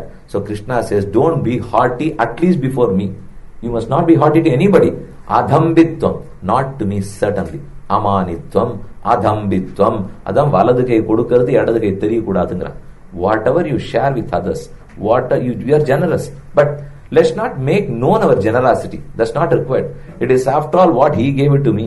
I am only returning it to him. It does not belong to me. நான் இப்போ ஒரு புஷ்பத்தை கொண்டு போய் சமர்ப்பிக்கிறேன். I offer flowers to Bhagavan. Did I cultivate? Did I wreath that garland? There are 3 ways of offering flowers to him. I can send my servant with ₹10. Go to flower bazaar, buy some flowers, tell the servant to go offer it to Perumal. This is the first type. Second, I can go to the flower bazaar. I can buy some flowers for myself. Go offer it to Perumal. There is a third way. கடைக்கு போயிட்டு I only buy flowers, not a wreath garland. I just buy flowers. I come back home. I wreath. I weave a garland. I take time and then go and offer to him. This is the third way. In the Moonliyum, the first did not cost any time to me. The second would have costed 10 minutes to me. The third would have costed 1 hour to me. Bhagavan is interested in knowing how much time you devoted to him. In which case, the third is the most important. Now, did I find time for him? Did I find time to devote? I didn't devote. If I don't, then பண்ற புண்ணியெல்லாம் சர்வெண்ட்டுக்கு தான் போயிருக்கும். அவர்கிட்ட காசு கொடுத்து போய் வாங்கிட்டு வான்னு சொன்னா அப்ப அவர் மோட்சம் போடுவார். நான் போறேன்னா இல்லையான்னு தெரியாது. இப்போ நான் போகணும்னா நான் தான் பண்ணுமே தவிர கோவிலுக்கு போறதுக்கு have you seen appointing a servant? I wanted to go to the temple. I have appointed servants for all. Now for all jobs. Now to go to the temple even I am going to appoint one. சாப்பிட்றதுக்கு appointment இல்லாமல் இல்லையோ இதெல்லாத்தையும் பண்றோம். When to go to a temple you appoint a servant, to clean your car you appoint, to clean your shoes you appoint, but to eat, it is we who eat. As we eat, as it is inevitable, so is God to me. அதனாலே அவர்கிட்ட போய் அதம்பித்தம். Don't be haughty. அது என்னமோ தெரியாது, இந்த லேடிஸ்லாம் கையில by வச்சுருக்கா பாருங்க, அதுக்கு தமிழ்ல தம்ப பைன்னு ஒரு பேர் உண்டு. அந்த பேர் எங்கேருந்து வந்ததுன்னு தெரியவே இல்லை. அவ கையில வச்சிருக்கிற பைய என்ன பைனா பைக்கு உபயோகப்படுத்தணும், அது தப்பே இல்லை, பை வச்சிருக்கணும். ஆனா அந்த பை வச்சுருக்கோன்னு காட்டிக்கிறதுக்காக வச்சு கூடாது இல்லையோ, அதனாலதான் அதை டம்ப பைன்னு சொல்லிட்டாலும் நினைக்கிறேன். கண்ணன் சொல்லச்சே அதம்பித்வம். Don't show off whatever you are, you be what you are, nothing more or less. அதம்பித்வம். Ahimsa, don't offend anybody. Himsa is not only physical. Himsa may be mental. Himsa is physical. Himsa may be vocal. I can offend somebody vocally. I can offend somebody physically. I can offend somebody mentally. I must not even think anything offensive. இந்த மூணுமே கூட Manoah காயங்கள் மெய் நா மனத்தால் வழிபாடு செய்யும். Nammalvar in his Thiruvengadam பாசுரம் he says மெய்னா மனத்தால் வழிபாடு செய்யும். May is body, na is a speech, vocal, manam is your mind. Do not offend anybody with these three. We would not offend physically because we would get jailed. Adu panamatom. If you offend vocally, yes, I may have a suit against me, I would not. But do you not offend mentally people? That is what we must try and abstain from. யாரை பத்தியும் தப்பா நினைக்கிறதே கூடாது. நடக்குமா? ரொம்ப கஷ்டமாச்சே. ஏன்னா எதான் நம்மால முடியாதோ கண்ணன் அதை பார்த்து லிஸ்ட் பண்றாரு. எதெல்லாத்தையும் கீதையில அவர் சொல்லியிருக்காரோ, I think he would have researched what is not possible by human beings and then listed the 700 shlokas. It is not so. He has researched on what is possible and what is optimum for us and then only listed these things. Anale ahimsa, do not offend. Tile you will have a doubt. Himsai, take a doctor. Is he offending me or not? Nera himself. He is operating me. He is cutting me open. He is dissecting me. He is performing a bypass surgery on me. Is it not offense? Is it not himsa? It is not. If a doctor for a moment thinks that I am on the operation table, he was supposed to operate me. He came close to me and he realized ahimsa paramo dharmaha. Ahimsa is the best virtue. He put his knife down. He walked away. I was unconscious. I got up after half an hour. Nothing had happened to me. The same pain existed. I asked my relatives, what happened to me? The doctor has walked off half an hour ago. Then I jumped from the operation table, went running behind him, pleaded to him, is your fees enough or not? I can give you double the fees. I can double your fees. Why don't you come and cut me open? Doctor said, you will bleed. I would like to be bleed. I would like to bleed. Kindly operate on me. I would double your fees. So doctor comes and operates. Was it himsa or not? It was himsa. But himsa is always acceptable if it is for a permanent pain. Himsa, if it is a temporary pain but for a permanent relief. Ahimsa is acceptable if it is for a temporary pain but eventually for a permanent relief. Then it is acceptable. Pain itself is not himsa. That is a misconception because mother conceives. She carries for 10 months. She gives birth to a child. Is it all not pain? It is of course pain. But will anybody take it as pain? They would not. Because the pain is temporary, but the enjoyment with the child is permanent. So any temporary pain is acceptable if for a permanent relief. Similarly, Bhagavan may give us many difficulties in this material world. They are all pains, but very, very temporary. Therefore, they are temporary pains for a permanent relief and liberation.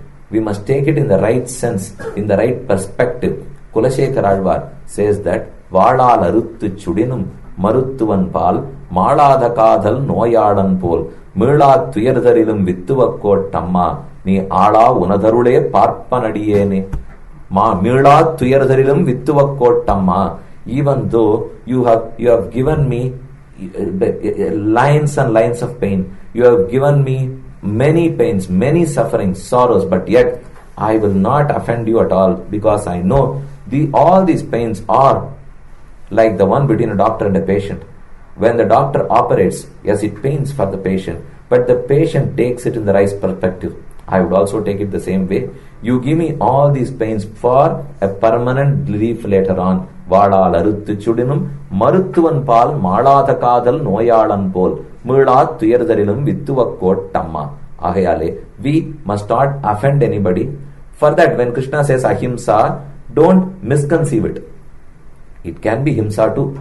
And the himsa kuda or needitta nallathukaga irukkanum. Irundhuduna, it is always ahimsa only. Ahimsa kshantir arjavam. So amanitvam, adambitvam, ahimsa, kshantihi. Kshantihi is patience. You need to be patient when you are killed even. I may be patient while I am asleep. Krishna is not talking about that patience. All are patient when we are asleep. என்ன பொறுமையா இருக்கா தூங்கிட்டாருனா அப்படி இல்ல. இப்போ அவர் முழிச்சுட்டு இருக்கிறச்சே பொறுமையா இருக்கணும். முழிச்சுட்டு இருக்கிறச்சே மட்டும் இல்ல, அவர் அடிக்கிறச்சே பொறுமையா இருக்கணும். So when you are instigated to lose your patience, you must maintain your patience. That is real kshanti. நன்னா இருக்கிறச்சே எல்லாரும் ஓஹோ நம்ம கைங்கிருமெண்ட் இருக்கிறச்சே இருக்கிறதெல்லாம் சாந்தியே இல்லை. அஹிம்சா க்ஷாந்தி ரார்ஜவம். Be patient, forgive others, and you be patient, because by losing our patience we would get affected. The other party would not, and the other party in fact wants me to lose my patience so that I get affected. அவருடைய பர்பஸே என்ன ரெண்டு வார்த்தை வையணும். நன்னா திட்டினத்துக்கு எனக்கு கோவம் வரணும். கோவம் வந்தா நிஜமாவே நான் அஃபெக்ட் ஆயிடுவேன். இதுதான் அவர் எதிர்பார்க்கிறார். Let's not fall into his trap. அதனால அவர் என்ன திட்டினாலும் திட்டட்டுமே. He can only blame my body. He cannot scold me. Me is Atman, and I am not visible to him at all. இப்ப நான் ஒருத்தர் blame பண்ணணும் முதல்ல கணக்கு தெரியணுமே. This Atman is not visible first of all. Atman cannot be blamed by anybody, and Atman cannot blame.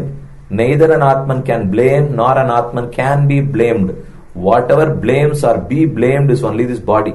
If you understand that this is my body that is getting blamed and not me, I am beyond all this, then it doesn't affect me at all. That is when I am able to practice patience. Kshanti, arjavan is honesty. Honesty is just not speaking the truth, or not robbing, or just maintaining peace, nothing of that sort. That's not the only thing that Krishna talks about honesty. Honesty is your mind, your speech, and your body. If all the three coordinate, if all the three behave alike, that is honesty.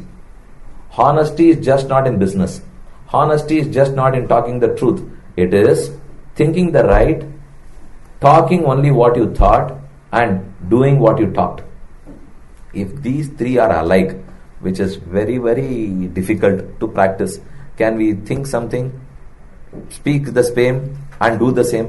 That's too difficult. We may think many things. We can't talk out. You may think that why is this person not ending this lecture anymore? Can you stand up and talk? You cannot.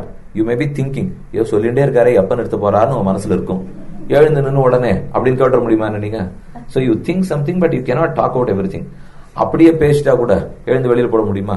பண்ணவும் முடியாது. அதனால இந்த மூணு ஒன்னா இருக்கணும். அப்படின்னு என்ன சொல்றாருன்னா, நீங்க அந்த மாதிரி நினைச்சீங்கன்னா உடனே எழுந்து சொல்லிடணும்ன்றார். அந்த மாதிரி எழுந்து சொன்ன உடனே எழுந்து போயிடணும்ன்றார். அப்படி பண்ணா சரி, ரொம்ப ஹானஸ்டா இருக்காருன்னு அர்த்தம். அப்படின்னா எப்படி வச்சுக்கணும்னா, you can't think whatever is rotten. That is not Krishna what he says. But நீங்க if you want to go out, is it right or wrong? It is wrong. It's not respect to anybody. It is not the decorum. So whatever you are able to do, talk only that.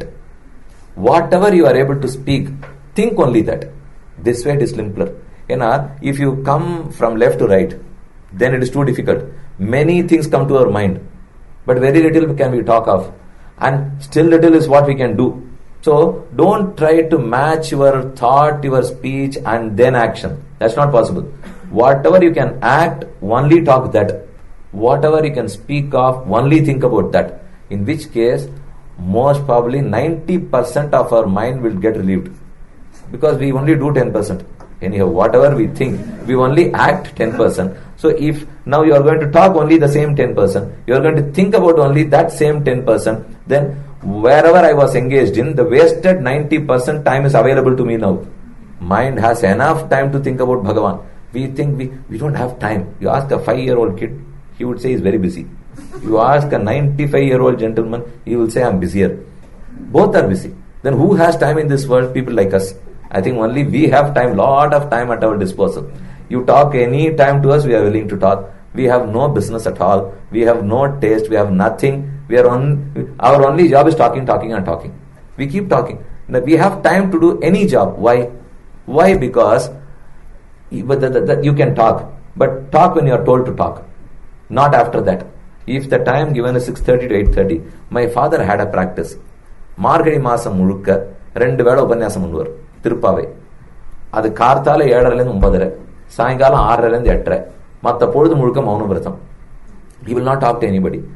If asked, why don't you pick up the telephone? Why did you not talk to anybody? அவர் என்கிட்ட எதுக்கு பேசணும்னு நினைச்சார்? ஏதோ கேட்டுக்கிறதுக்கு தான். அவர் என்ன கேட்டுக்கணுமோ அதை நான் உபன்யாசத்தில் சொல்லிட்டேன். மற்றபடி நான் பேசுறதுல யாருக்கும் ஆசை கிடையாது. மற்ற எதை பேசினா உலகத்துக்கு லாபமும் கிடையாது. லாபம் திருப்பாவை பத்தி பேசினா அப்ப அதை கேட்டு போக வேண்டியதானே. There's no use in me talking. I'm only wasting my energy, my word, my time, my everything. Instead, I can put it to better use. Yarkume, there are 2 duties. One, Atma Kshemam, my personal improvement. My personal Atma improvement. Similarly, my help to others to improve. I need to help others to improve. Simultaneously, I must also improve myself. Some may concentrate on the first. Some may concentrate on the second, but we need to do both. If we need to do both, then talk less. This is the best way. If we talk more, in those days they talked very, very less. And today, thumb cell phones. Now, after the advent of mobile phones, and that too for Saturday, Sunday, it is free. And after 10 p.m. it is free. Between 2 numbers it is free. You pay a fixed charge, it is totally free. And after this, we don't find time at all, and now we have understood that there is absolutely no relationship between mind, speech and action. Because there is one relationship is only with speech. Talk, talk and talk. Don't think. They don't think what they talk. And they don't do at all. They don't mean to do at all. It is not that they meant to do something and talk something. Even when they talk, they keep on talking. I have seen you to explain simple concepts. இங்கேருந்து கிளம்பினேன், போனேன், coffee சாப்பிட்டேன், திரும்பி வந்தேன், 1/2 மணி சொல்றா. half an hour பார்த்துட்டே இருந்தேன். இன்னைக்கு ஏர்போர்ட்ல நான் எங்கேயோ ஒரு இடத்துல இருந்து ஏறி இங்க வந்தேன். எனக்கு டிலே, பிளைட்டுக்கு டைம் ஆச்சு. உட்காந்து வேடிக்கை பார்த்துருந்தா இவ்வளவுதான் சொன்னது. What God conveyed in the telephone conversation was as simple as this. It would have taken 10 seconds to convey this. But they were holding the mobile phone for 35 minutes. I just counted. When I timed, it was 35 minutes. Then it's all wasted time. We don't have that much time. Let's realize that. வேதநூல் பிராயம் 100 மனுஷர்தாம் புகுவரேலும் பாதி முறங்கி போகும். We first waste half the lifetime sleeping. It's gone. நிர்ணயி 14 ஆண்டு. We have a balance of 10 to 5, 50 years only. Assuming we were blessed 100 years. Nobody so. It may be 50, 60, 70, 80. Even if, then we fall, we sleep, half the time is lost. A quick question. One person asked, if you sleep only in the night, it is balance 50. If I sleep even in the morning, during the daytime, how much is available?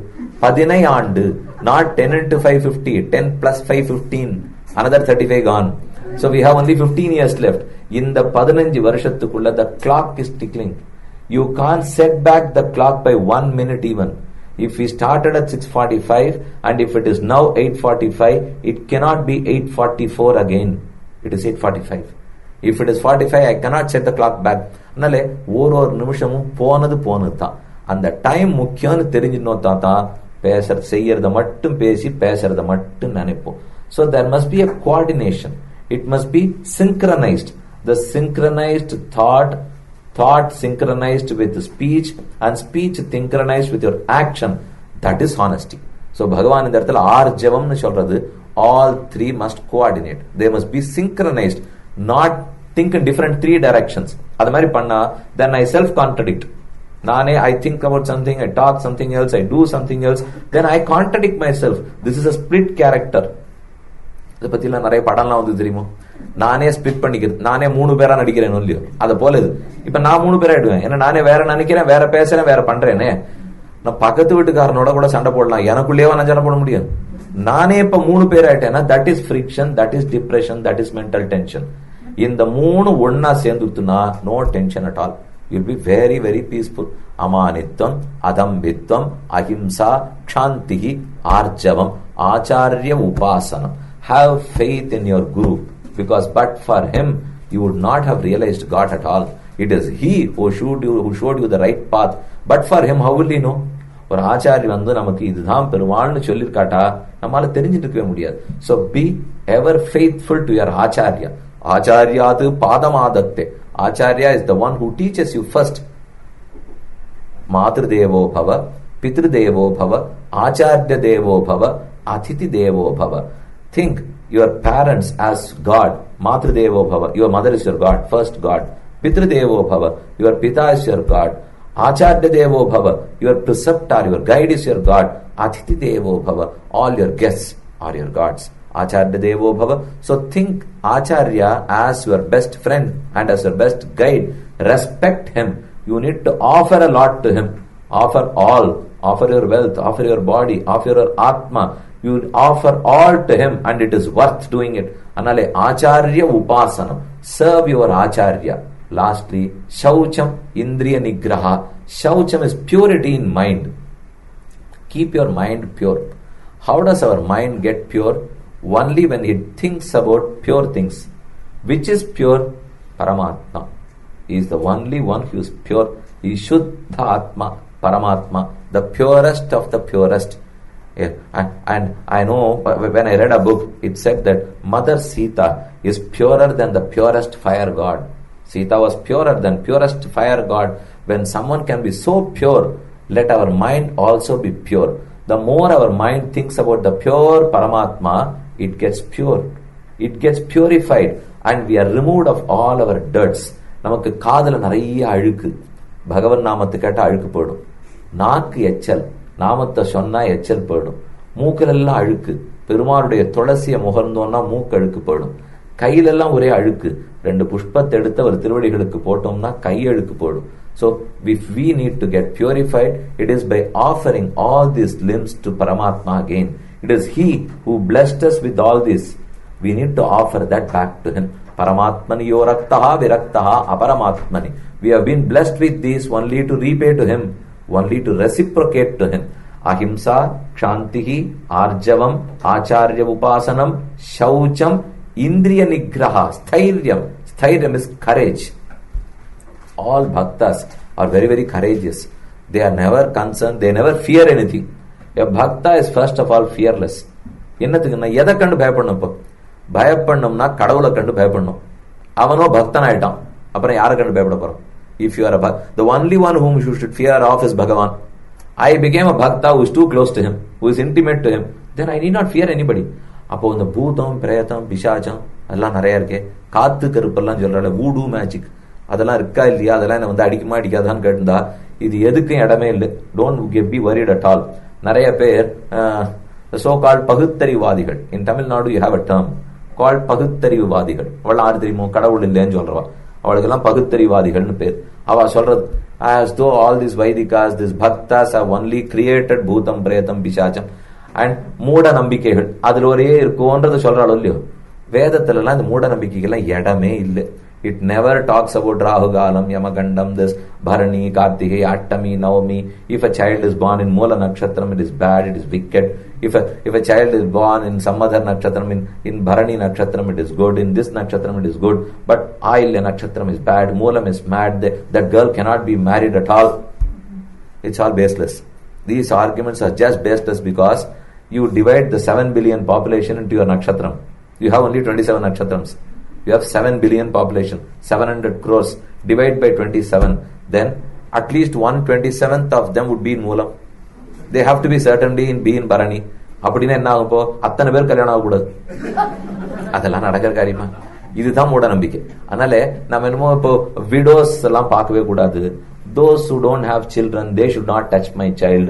இதெல்லாம் மூட நம்பிக்கை. And they have no place in the Shastras. Never let us not blame the Shastra. They never talked about all this at all. These were all created for our own benefits. யாரோ சில பேர் இது எல்லாத்தையும் பண்ணி விட்டதை தவிர கண்டிப்பா சாஸ்திரம் வேணும் தான்.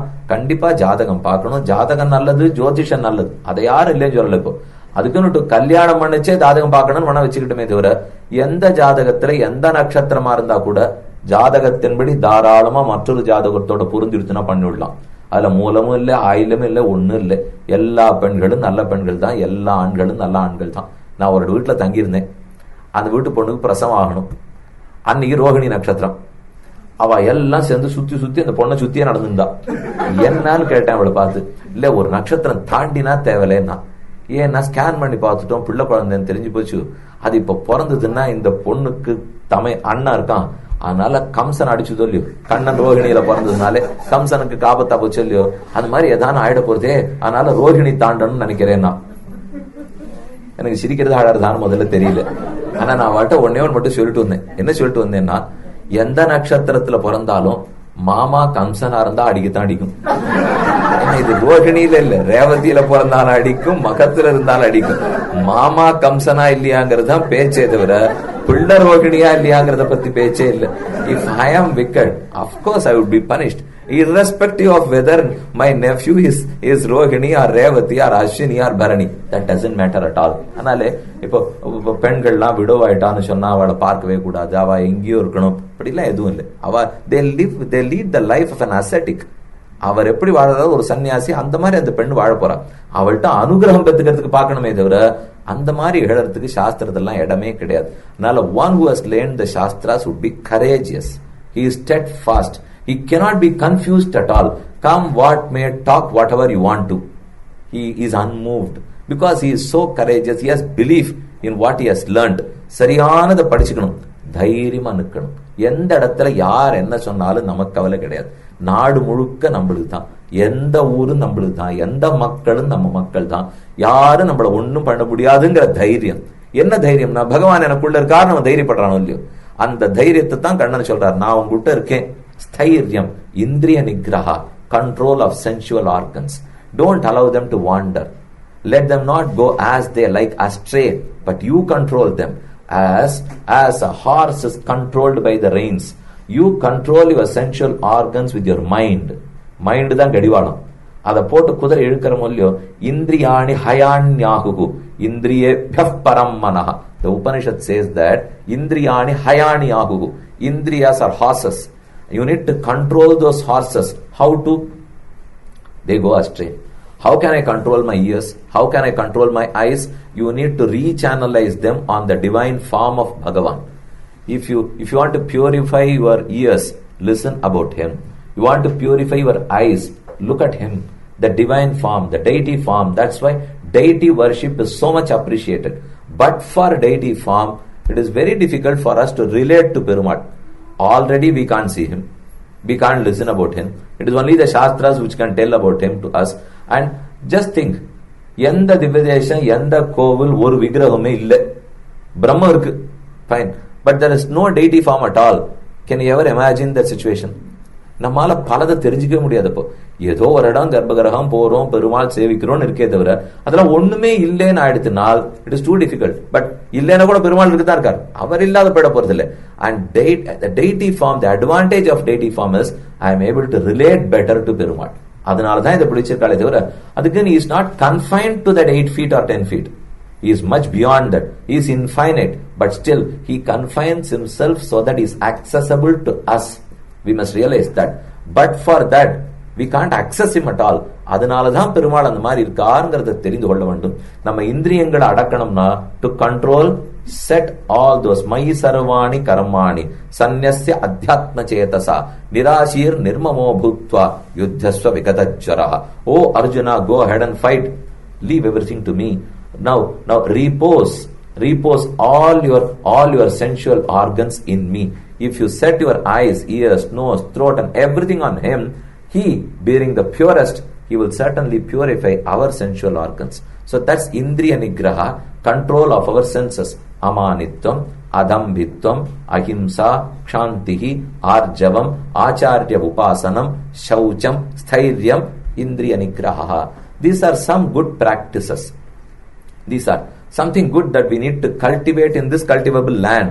With this body we can do all this. If we waste the time, then the crop is lost. Then what you earn is lost.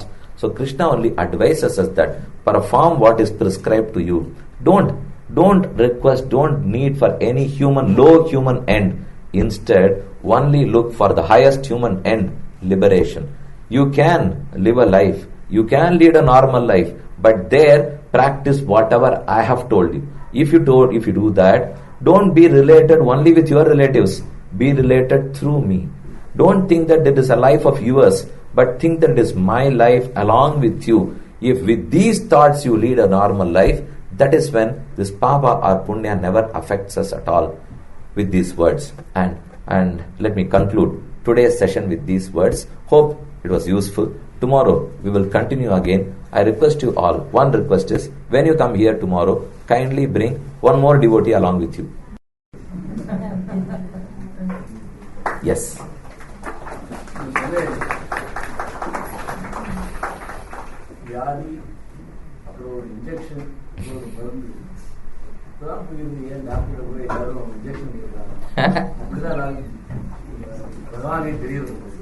டாக்டர்கிட்ட போனா வைத்தியோ நாராயணோ Hari.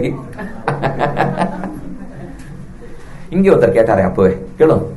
He was a student there. Yeah, please.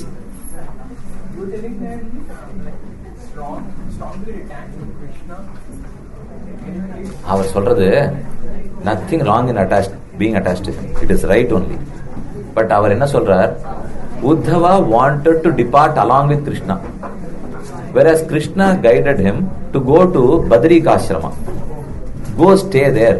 This is not your time to follow me. I will go alone. இது அவர் சொல்லச்சம் பிடிவாதம் பிடிக்கிறான்.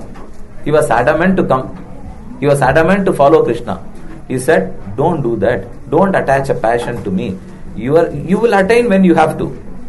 If all start telling that we will follow Krishna, then there will be no rules and regulations in the world.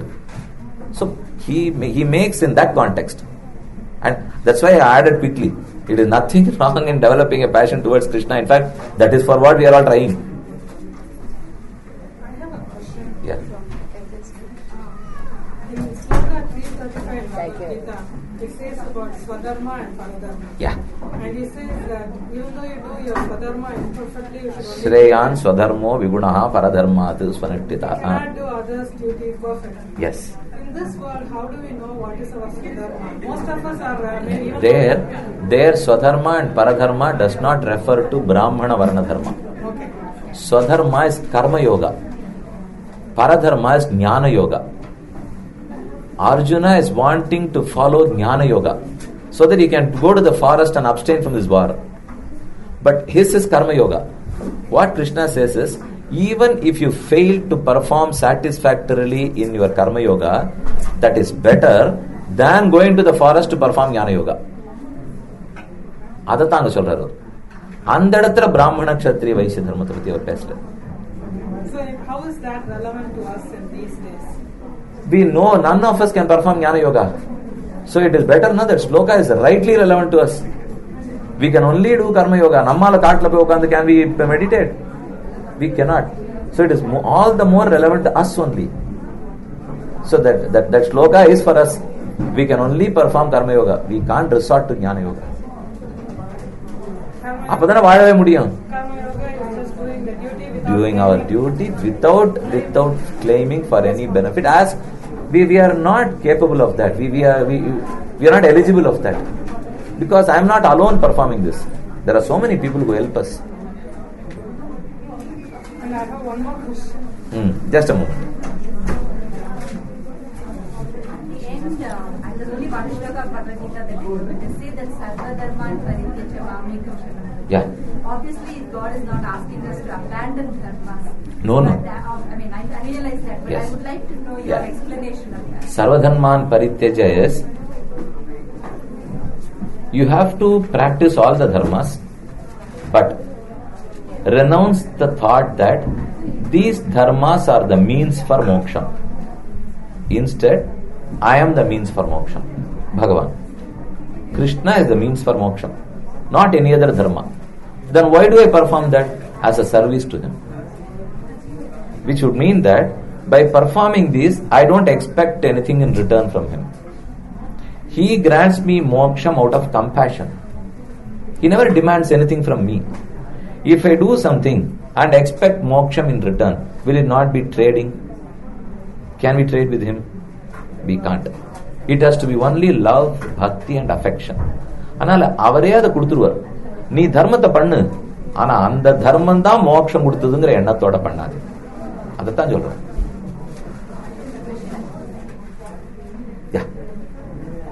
Sloka 418, where it says action and inaction, inaction and action. कर्मणि अकर्मयः पश्येत् अकर्मणि च कर्मयः स बुद्धिमान् मनुष्येषु स युक्तः कृष्ण कर्मकृत्. द श्लोकम्. कर्मणि अकर्मयः, there is a karma, it's an action. That action has two parts. One is the physical action part, other the mental thought part. I circumambulate, pradakshanama kolla porache. Physically I walk, it is one part. At the same time, I meditate on Bhagavan, that I, being a servant of Bhagavan, I am circumambulating. There is a thought part. Without that thought, there is no use in pradakshana. So what Krishna says is, in this karma part, think about the jnana part. In the jnana, think about the karma part.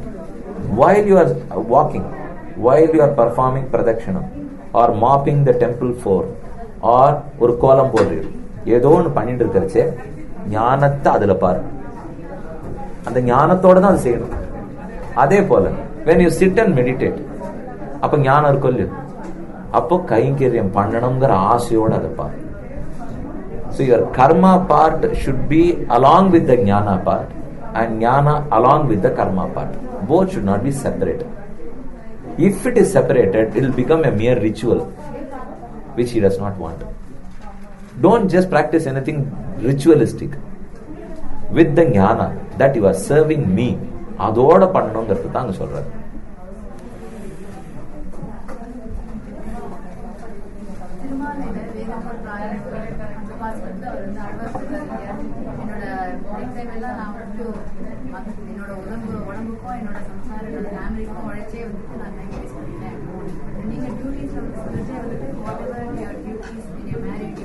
Alvar நிலையை நம்ம அடையச்சு அது சொல்லலாம்.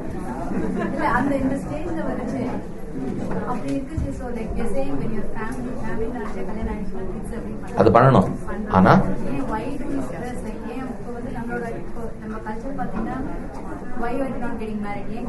ஆமா, ஏன் சொல்றாள்னா கிரகஸ்த ஆசிரமம்ங்கிறது 4 ஆசிரமத்துக்குள்ள உயர்ந்த ஆசிரமா ஒத்துன்னு இருக்கே சாஸ்திரம். ஏன்னா எல்லாரும் சன்னியாசியா போகணும்னு சாஸ்திரம் சொல்லவே இல்லை. எல்லாரும் பிரம்மச்சாரியா இருக்கணும் சொல்லவே இல்லை. சன்னியாசி தான் மோட்சத்துக்கு போலான்னு அது சொல்லவே இல்லை. இன்னொன்னு சொல்றது, சன்னியாசியும் பிரம்மச்சாரியும் கிரகஸ்தனை நம்பித்தான் வாழணும். சன்னியாசி சொந்தமா சம்பாதிக்க கூடாது, சொந்தமா அவன் குக்கு கூட பண்ணக்கூடாது. ஏன்னா அக்னி சம்பந்தமே சன்னியாசி கிடையாது. அதனால அவன் சாப்பாட்டுக்கே கிரகஸ்தனை தான் எதிர்பார்க்கணும். உஞ்சி விருத்தி பண்ணி தானே சாப்பிட்டா அந்த நாள் எல்லாரும். அப்ப கிரகஸ்தன் தானே போடணும். எல்லாருமே கிரகஸ்தாசிரமத்தை எடுத்துக்க மாட்டேன்னு சொல்லிட்டு அப்ப மத்த பேர் என்ன பண்ணுவோம்? அதனால இன்னொன்னு, உற்பத்திங்கிறது உலகத்துல நடந்துதான் ஆகணும். நான் கிரகஸ்தனா இருந்து குழந்தைகளை பெற்று அதுகளை பக்தனா வளர்க்கணும் இல்லையா? அது என்னுடைய கடமையாச்சே. அதுக்காக ஸ்ட்ரெஸ் பண்றான். அவாவா அப்பா அம்மா எதுக்கு ஸ்ட்ரெஸ் பண்றான்னு எனக்கு தெரியாது. சாஸ்திரம் எதுக்கு ஸ்ட்ரெஸ் பண்றதுன்னு நான் சொல்றேன், அவ்வளவுதான். Yeah, please. Please. Why do we stress on marriage and having kids? And like, we're talking about attachment. So what is the point? There are 4 ashramas: brahmacharya, grihastha, vanaprastha, sannyasa. And out of the 4, sannyasi and brahmachari, they are dependent on the grihastha ashrami. He has lot of powers, and in fact he is held at a higher level than these two. But for him, these people cannot thrive. They can't sustain. Anale, if everybody decides to practice celibacy, how will the world survive?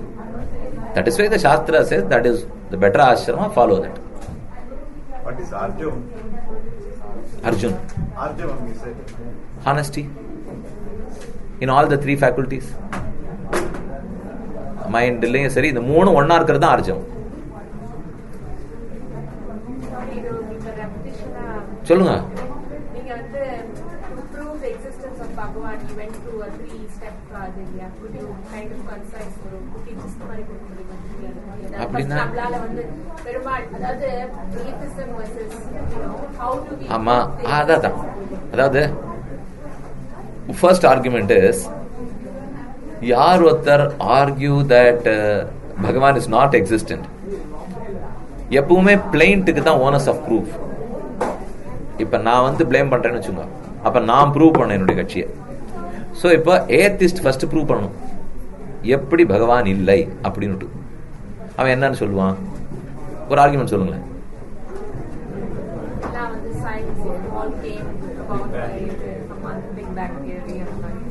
சொல்லுவா இல்லையா? அதுல unfortunately பெரிய scientist கிட்ட போய் பேசி பார்த்தா அவ உண்மையை சொல்லிடுவா. இந்த நம்ம வெறும் ஸ்கூல் கெமிஸ்ட்ரி பிசிக்ஸ் படிக்கிறவாளுக்கு அது புரியாது. பெரிய பெரிய சயின்டிஸ்ட், நோபல் பிரைஸ் வின்னர்ஸ்லாம் இருக்கா பாருங்க, அவள்கிட்ட நீங்க போய் பேசுங்க, அவ ஆட்டோபயோகிராஃபி எடுத்து படிச்சு பாருங்க. படிச்சு பார்த்தா ஒருத்தன் சொல்றான், ஆப்பிள் மேலேருந்து கீழே வந்தது, அது கிராவிடேஷனல் ஃபோர்ஸ்னால, பகவான்லாம் தள்ளி விடல, அது யார் யாரோ வந்து பெருமாள் தள்ளி விடுறாரு அப்படின்ட்டான். அதெல்லாம் போய் நான் கண்டுபிடிச்சிட்டேன்னா. அவர் கடைசி பக்கம் எழுதுறார். யார் கண்டுபிடிச்சாலும் உங்களுக்கு தெரியும். அவர் கடைசி பக்கத்தில் எழுதுறார். ஆனா அதை நான் கண்டுபிடிக்கும்படி ஆக்கியனவர் கடவுள் தான் புரிஞ்சுட்டேன். தள்ளி விட்டது கடவுள் இல்ல, அது எனக்கு தெரியும். ஆனா எத்தனையோ பேர் படுத்துட்டு இருந்துச்சே தள்ளி விடாம நான் படுத்துட்டு இருந்துச்சே தள்ளி விட்டாரு ஒருத்தர். அதனால எது எப்ப ப்ரூவ் பண்ணணும்னு போனாலும் சயின்ஸ்ல வந்து பிக் பேங் தியரியிலையும் என்ன சொல்றதுன்னா, there was a massive cold. அந்த கோல்டுல இருந்து இது இத்தனை வந்தது. வந்த அப்புறம் மறுபடியும் there will be a long cool down. மறுபடியும் அது ஏற்படும் சொல்றதே தவிர உருவாச்சுன்னு சொல்ல முடியல, டைமும் சொல்ல முடியல. அதால சோ அது என்ன கூல் டவுன் சொல்றதோ ஹாட்டனிங் அப்னு சொல்றதோ அதைத்தான் இப்ப நாம சொல்லிட்டு இருக்கோம். அல்லது நாம சிருஷ்டி சம்ஹாரம்னு எதை சொல்லிட்டு இருக்கோமோ அதைத்தான் அது கூல் டவுன் சொல்லிட்டு இருக்கு. அதுவே கூட இந்த பிக் பேங் இத்தனை பில்லியன் இயர்ஸுக்கு முன்னாடி தொடங்கிட்டுன்றதே, அதுக்கு முன்னாடி ஏதாவது இருந்ததா இல்லையான்னு கேட்டால் சயின்ஸுக்கு பதில் தெரியல. அதை இன்னும் ரிசர்ச் பண்ணிட்டு இருக்கா. we do not knowங்கறான். நீ do not knowன்னு சொல்றியே, அப்ப இல்லைன்னு சொல்லிடலாமான்னா சொல்ல முடியாதுங்கறான். it might have existedங்கறான். ஏன்னா சயின்ஸ்லயே ஒரு ப்ராப்ளம் உண்டு. nothing is born out of nothing. somethingல இருந்து தான் anything is born. அதுக்கு சத்காரியவாதம்னு பேரு சாஸ்திரத்துல. சத் உள்ளதுல இருந்து தான் எதுவும் பிறக்குமே தவிர இல்லதுல இருந்து பிறக்க முடியாது. ஒன்னு இல்லவே இல்லைன்னு வச்சுக்கோ, அதுல இருந்து எதுவுமே உருவாகாது. இருக்கிறதுல இருந்து தான் உருவாகும். அப்படின்னா ஃபார்ம் மாறும்னு அர்த்தம்.